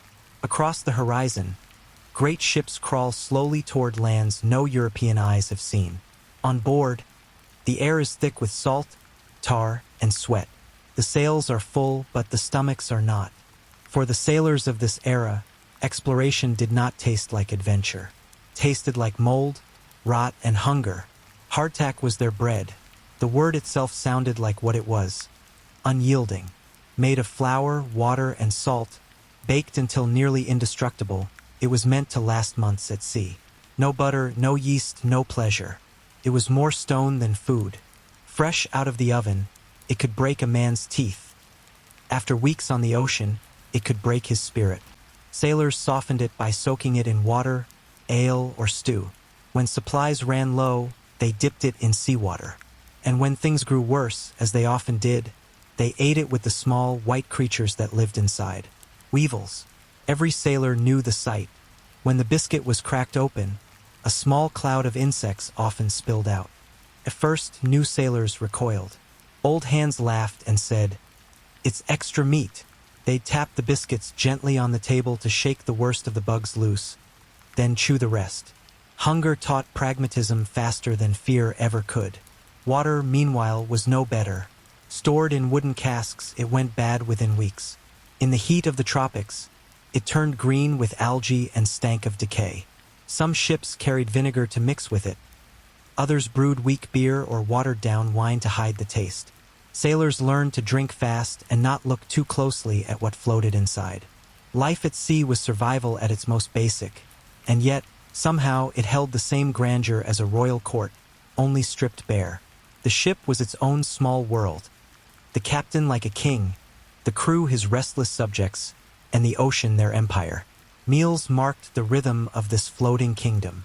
Breakfast, if there was one, was a crust of hardtack and a cup of brackish water. Dinner might bring salted beef, boiled until gray, or dried peas swimming in oily broth.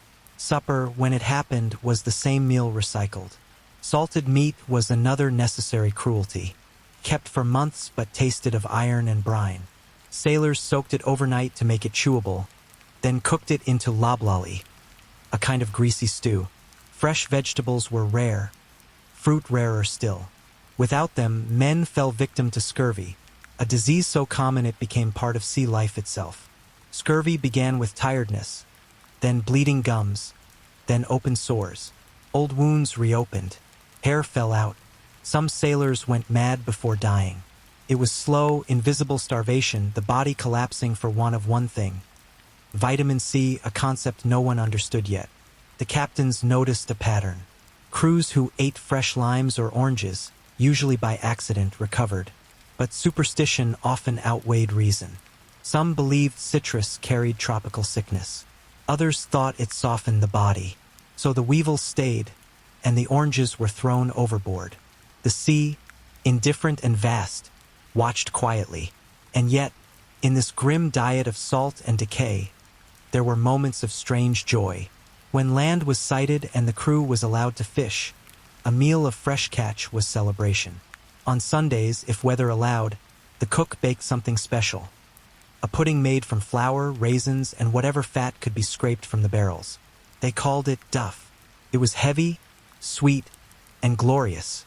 Even the worst food, when shared, became a kind of fellowship. A sailor who found a biscuit less moldy than the rest might break it in half and share it with a mate. A small act of mercy in a world ruled by storms. But the diet of discovery did more than feed sailors, it shaped history. Entire voyages were decided by what could fit into a ship's hold. Grain molded, meat spoiled, barrels leaked. When rations ran out, men mutinied. Some ships turned back inches from new lands, their crews too sick to row. On others, hunger made men ruthless. Logs from Magellan's circumnavigation describe sailors boiling leather straps, rats, and sawdust soup. "We ate biscuit full of worms," one survivor wrote, "and drank yellow water that stank of rot." Of the 270 men who began that voyage, only 18 returned alive. Still, they kept sailing. Why? Perhaps because hunger had become part of the adventure itself. To endure it was proof of courage. To survive it was victory. The explorers wrote of their suffering not as tragedy, but as evidence of destiny. Back home, the aristocrats who funded these voyages read those accounts over fine meals, roasted fowl, buttered bread, wine clear as glass. They admired the sailors' grit but never smelled their barrels. The empire's appetite depended on the quiet misery of men who chewed wood for bread and drank rot for water. And yet, in their own way, those sailors changed the world. Every biscuit that crumbled in a salt-soaked hand was a step toward global trade, toward the spread of spices, fruit, and sugar that would reshape the diets of continents. The irony is almost poetic. The men who starved built the world that would never know their hunger again. Still, one can't help but wonder, what did they dream about as they gnawed their wormy bread beneath foreign stars? By the second month at sea, time began to lose its shape. The horizon was the same every morning, a flat ring of blue and glare. The decks smelled of tar, sweat, and spoiled fat. Beneath the boards, the barrels of water gurgled softly with rot. Even the gulls had vanished. The sailors of the Age of Discovery learned quickly that hunger wasn't a sharp pain. It was a dull ache, constant and patient, like the sea itself. The greatest enemy on those long voyages wasn't storm or battle. It was monotony. The same gray food, the same gray sky, the same gray days. Hardtack was still the mainstay.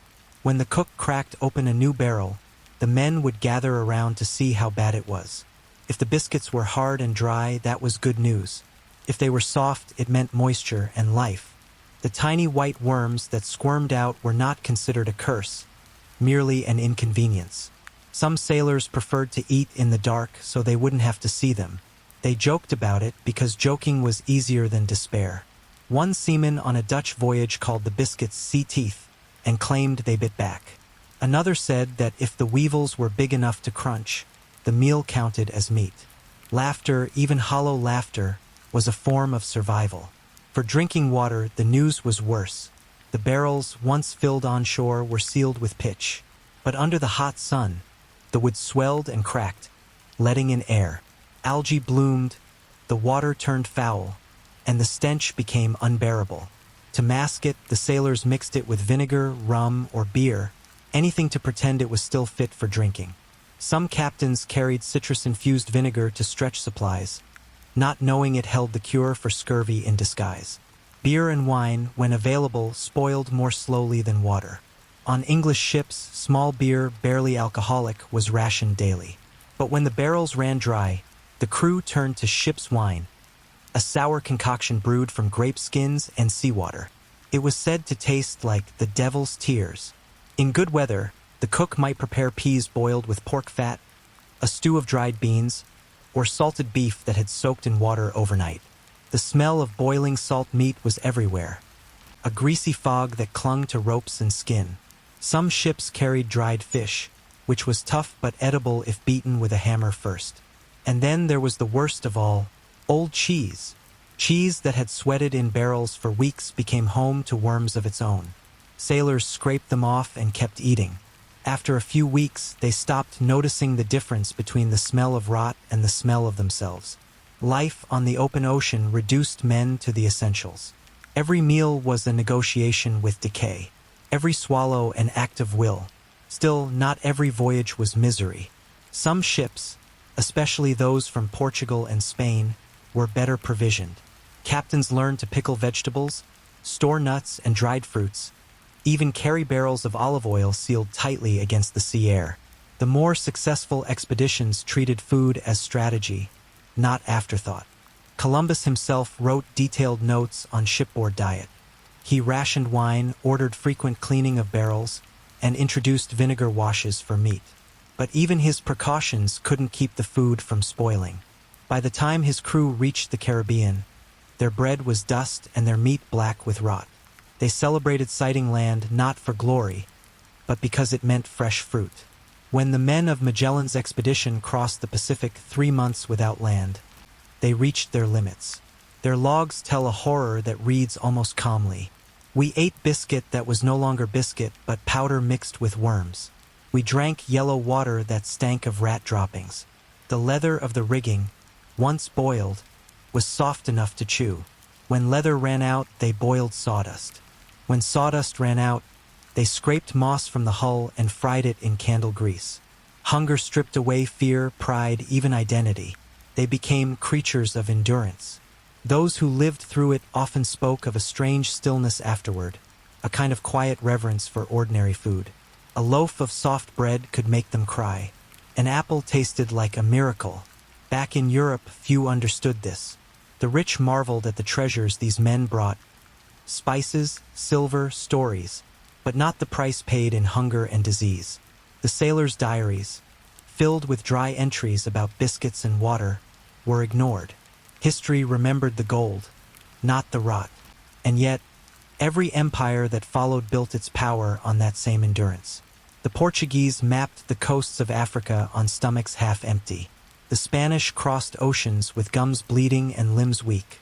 The English and Dutch learned to brew vinegar, to pack lemons, to pickle cabbage. From their misery came knowledge, the hard science of survival that would one day feed the world. It took another 2 centuries for the truth to be accepted. That scurvy could be cured with citrus.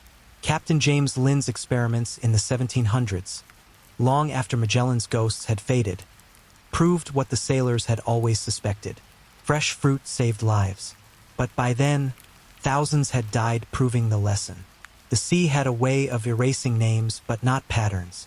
The taste of salt, the smell of rot, the sound of hunger, they haunted every voyage that followed. Still, there was something noble in the persistence. Every ship that left port, every man who bit into another worm-eaten biscuit, carried forward the same quiet faith, that beyond the hunger, there was discovery. And maybe that faith itself was nourishment enough. But one mystery remains, drifting somewhere between history and imagination. When the horizon stretched endlessly, when food was gone and thirst unending, what did these sailors dream of when they finally closed their eyes?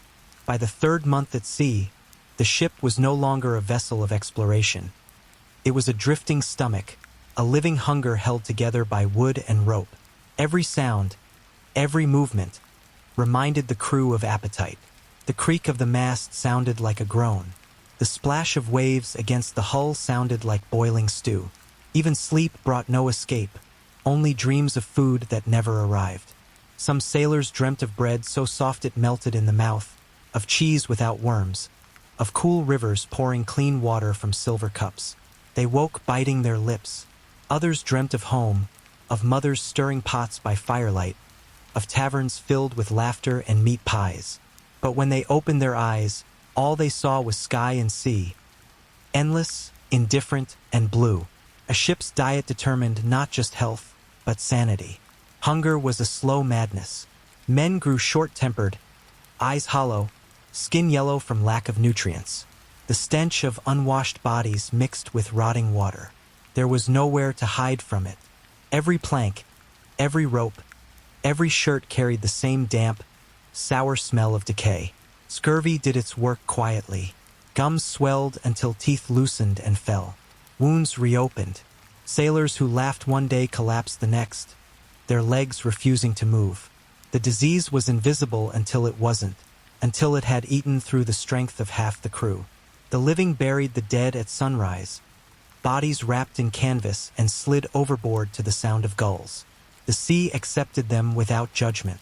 But the strangest thing, the sailors later said, was how ordinary it all became. Hunger, sickness, death. None of it felt dramatic anymore. It was simply the sea's rhythm, another kind of tide. You learned to chew slowly, to ration breath, to accept the sound of bones creaking beside you as part of life. When, finally, land appeared on the horizon, green hills, palm trees, the miracle of color, the ship erupted in noise. Men wept openly. Some fell to their knees. The smell of soil carried across the wind, thick and wet, and they inhaled like drowning men breaking the surface. The first thing they wanted wasn't gold or glory. It was fruit. Accounts from those early landings read almost tenderly. Men devoured coconuts, mangoes, and limes without stopping. Some grew ill from eating too quickly, but no one cared. The sweetness was unbearable after months of salt. One chronicler from Magellan's voyage wrote, "We ate the fruit and wept, for it was like eating the sun." They filled barrels with fresh water, cleaned their decks, and burned the old stores. The stench of decay was replaced with smoke and fruit peel. For a few brief days, the world seemed generous again. But the ocean always called them back. The voyages had to continue, maps unfinished, empires impatient. And so, after the miracle of land came the familiar despair of the sea. The fresh provisions spoiled quickly in the heat. The biscuits grew damp again. The water darkened.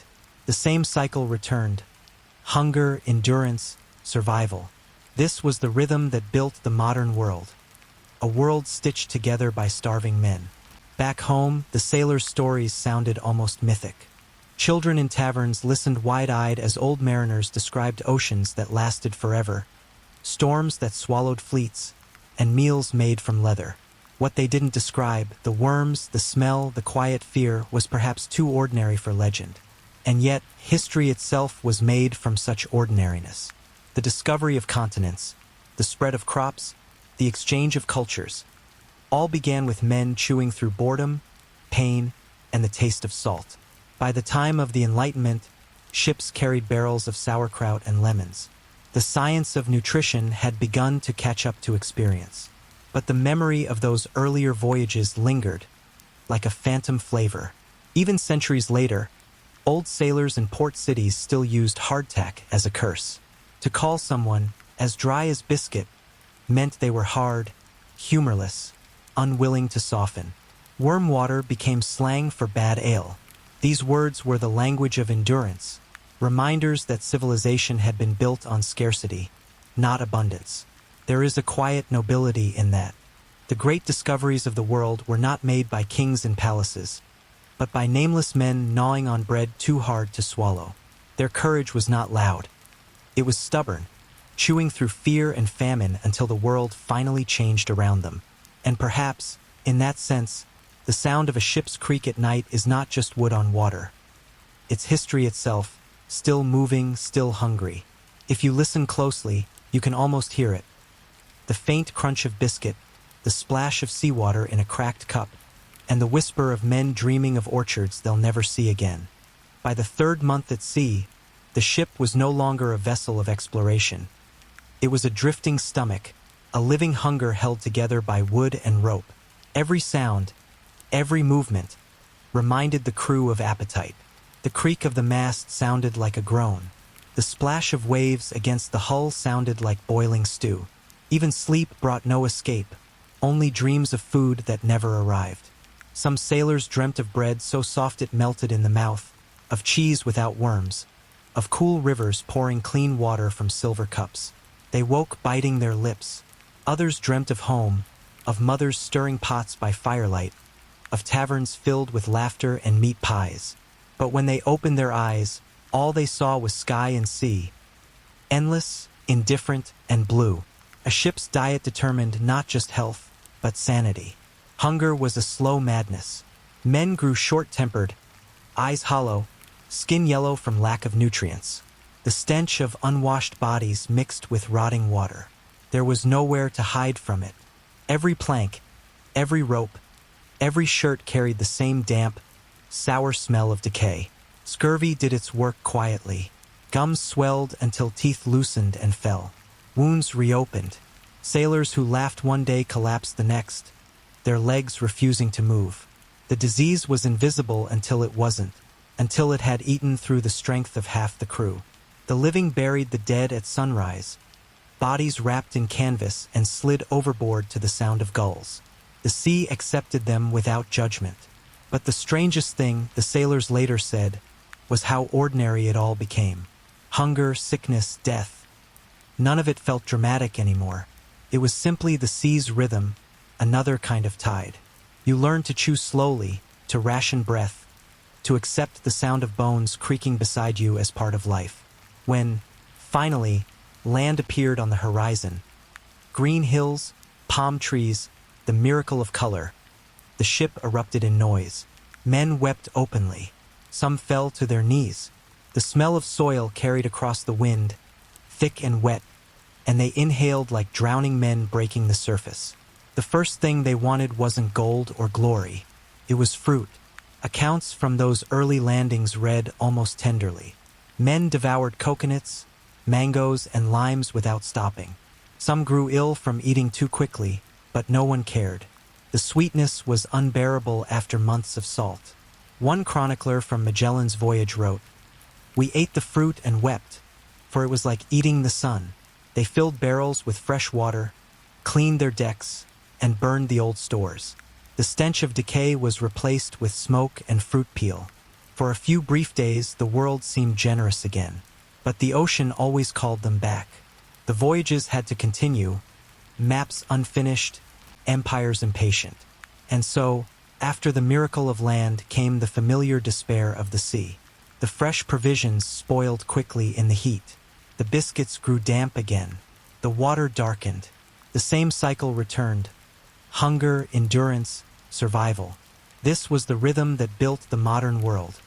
A world stitched together by starving men. Back home, the sailors' stories sounded almost mythic. Children in taverns listened wide-eyed as old mariners described oceans that lasted forever, storms that swallowed fleets, and meals made from leather. What they didn't describe, the worms, the smell, the quiet fear, was perhaps too ordinary for legend. And yet, history itself was made from such ordinariness. The discovery of continents, the spread of crops, the exchange of cultures, all began with men chewing through boredom, pain, and the taste of salt. By the time of the Enlightenment, ships carried barrels of sauerkraut and lemons. The science of nutrition had begun to catch up to experience. But the memory of those earlier voyages lingered, like a phantom flavor.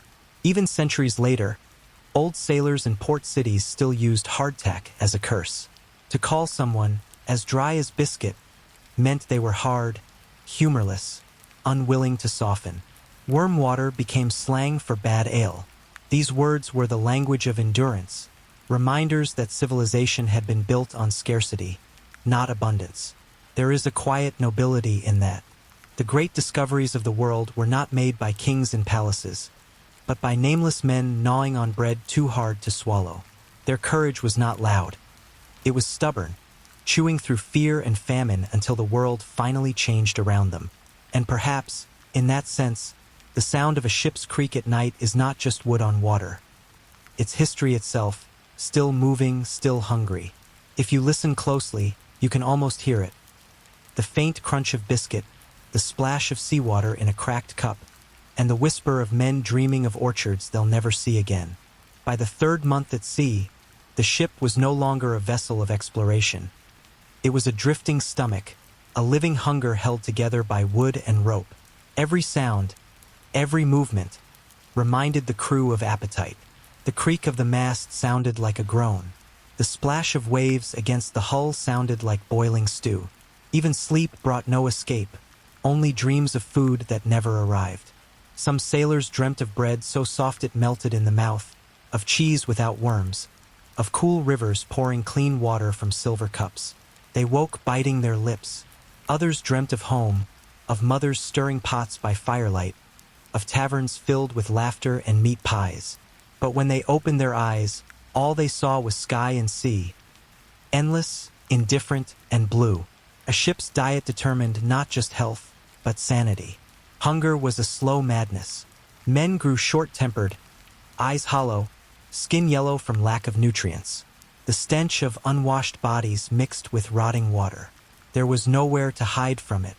Every plank, every rope, every shirt carried the same damp, sour smell of decay.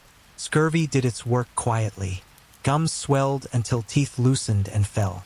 Wounds reopened. Sailors who laughed one day collapsed the next, their legs refusing to move. The disease was invisible until it wasn't. until it had eaten through the strength of half the crew. The living buried the dead at sunrise, bodies wrapped in canvas and slid overboard to the sound of gulls. The sea accepted them without judgment. But the strangest thing, the sailors later said, was how ordinary it all became. Hunger, sickness, death. None of it felt dramatic anymore. It was simply the sea's rhythm, another kind of tide. You learned to chew slowly, to ration breath, to accept the sound of bones creaking beside you as part of life. When, finally, land appeared on the horizon, green hills, palm trees, the miracle of color, the ship erupted in noise. Men wept openly. Some fell to their knees. The smell of soil carried across the wind, thick and wet, and they inhaled like drowning men breaking the surface. The first thing they wanted wasn't gold or glory. It was fruit. Accounts from those early landings read almost tenderly. Men devoured coconuts, mangoes, and limes without stopping. Some grew ill from eating too quickly, but no one cared. The sweetness was unbearable after months of salt. One chronicler from Magellan's voyage wrote, "We ate the fruit and wept, for it was like eating the sun." They filled barrels with fresh water, cleaned their decks, and burned the old stores. The stench of decay was replaced with smoke and fruit peel. For a few brief days, the world seemed generous again. But the ocean always called them back. The voyages had to continue, maps unfinished, empires impatient. And so, after the miracle of land came the familiar despair of the sea. The fresh provisions spoiled quickly in the heat. The biscuits grew damp again. The water darkened. The same cycle returned.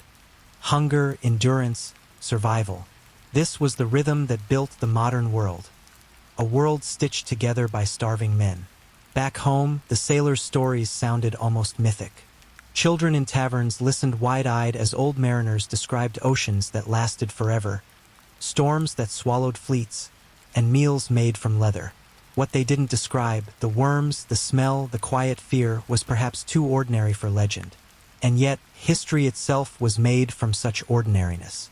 The discovery of continents, the spread of crops, the exchange of cultures, all began with men chewing through boredom, pain, and the taste of salt. By the time of the Enlightenment, ships carried barrels of sauerkraut and lemons. The science of nutrition had begun to catch up to experience. But the memory of those earlier voyages lingered, like a phantom flavor. Even centuries later, old sailors in port cities still used hardtack as a curse. To call someone as dry as biscuit meant they were hard, humorless, unwilling to soften. Worm water became slang for bad ale. These words were the language of endurance, reminders that civilization had been built on scarcity, not abundance. There is a quiet nobility in that. The great discoveries of the world were not made by kings in palaces, but by nameless men gnawing on bread too hard to swallow. Their courage was not loud. It was stubborn, chewing through fear and famine until the world finally changed around them. And perhaps, in that sense, the sound of a ship's creak at night is not just wood on water. It's history itself, still moving, still hungry. If you listen closely, you can almost hear it. The faint crunch of biscuit, the splash of seawater in a cracked cup, and the whisper of men dreaming of orchards they'll never see again. By the third month at sea, the ship was no longer a vessel of exploration. It was a drifting stomach, a living hunger held together by wood and rope. Every sound, every movement, reminded the crew of appetite. The creak of the mast sounded like a groan. The splash of waves against the hull sounded like boiling stew. Even sleep brought no escape, only dreams of food that never arrived. Some sailors dreamt of bread so soft it melted in the mouth, of cheese without worms, of cool rivers pouring clean water from silver cups. They woke biting their lips. Others dreamt of home, of mothers stirring pots by firelight, of taverns filled with laughter and meat pies. But when they opened their eyes, all they saw was sky and sea, endless, indifferent, and blue. A ship's diet determined not just health, but sanity. Hunger was a slow madness. Men grew short-tempered, eyes hollow, skin yellow from lack of nutrients. The stench of unwashed bodies mixed with rotting water. There was nowhere to hide from it. Every plank, every rope, every shirt carried the same damp, sour smell of decay. Scurvy did its work quietly. Gums swelled until teeth loosened and fell. Wounds reopened. Sailors who laughed one day collapsed the next, their legs refusing to move. The disease was invisible until it wasn't, until it had eaten through the strength of half the crew. The living buried the dead at sunrise, bodies wrapped in canvas and slid overboard to the sound of gulls. The sea accepted them without judgment. But the strangest thing, the sailors later said, was how ordinary it all became. Hunger, sickness, death. None of it felt dramatic anymore. It was simply the sea's rhythm, another kind of tide. You learned to chew slowly, to ration breath, to accept the sound of bones creaking beside you as part of life. When, finally, land appeared on the horizon, green hills, palm trees, the miracle of color, the ship erupted in noise. Men wept openly. Some fell to their knees. The smell of soil carried across the wind, thick and wet, and they inhaled like drowning men breaking the surface. The first thing they wanted wasn't gold or glory. It was fruit. Accounts from those early landings read almost tenderly. Men devoured coconuts, mangoes, and limes without stopping. Some grew ill from eating too quickly, but no one cared. The sweetness was unbearable after months of salt. One chronicler from Magellan's voyage wrote, "We ate the fruit and wept, for it was like eating the sun." They filled barrels with fresh water, cleaned their decks, and burned the old stores. The stench of decay was replaced with smoke and fruit peel. For a few brief days, the world seemed generous again. But the ocean always called them back. The voyages had to continue, maps unfinished, empires impatient. And so, after the miracle of land came the familiar despair of the sea. The fresh provisions spoiled quickly in the heat. The biscuits grew damp again. The water darkened. The same cycle returned. Hunger, endurance, survival. This was the rhythm that built the modern world. A world stitched together by starving men. Back home, the sailors' stories sounded almost mythic. Children in taverns listened wide-eyed as old mariners described oceans that lasted forever, storms that swallowed fleets, and meals made from leather. What they didn't describe, the worms, the smell, the quiet fear, was perhaps too ordinary for legend. And yet, history itself was made from such ordinariness. The discovery of continents, the spread of crops, the exchange of cultures, all began with men chewing through boredom, pain, and the taste of salt. By the time of the Enlightenment, ships carried barrels of sauerkraut and lemons. The science of nutrition had begun to catch up to experience. But the memory of those earlier voyages lingered, like a phantom flavor. Even centuries later, old sailors in port cities still used hardtack as a curse. To call someone as dry as biscuit meant they were hard, humorless, unwilling to soften. Worm water became slang for bad ale. These words were the language of endurance, reminders that civilization had been built on scarcity, not abundance. There is a quiet nobility in that. The great discoveries of the world were not made by kings in palaces, but by nameless men gnawing on bread too hard to swallow. Their courage was not loud. It was stubborn, chewing through fear and famine until the world finally changed around them. And perhaps, in that sense, the sound of a ship's creak at night is not just wood on water. It's history itself, still moving, still hungry. If you listen closely, you can almost hear it. The faint crunch of biscuit, the splash of seawater in a cracked cup, and the whisper of men dreaming of orchards they'll never see again.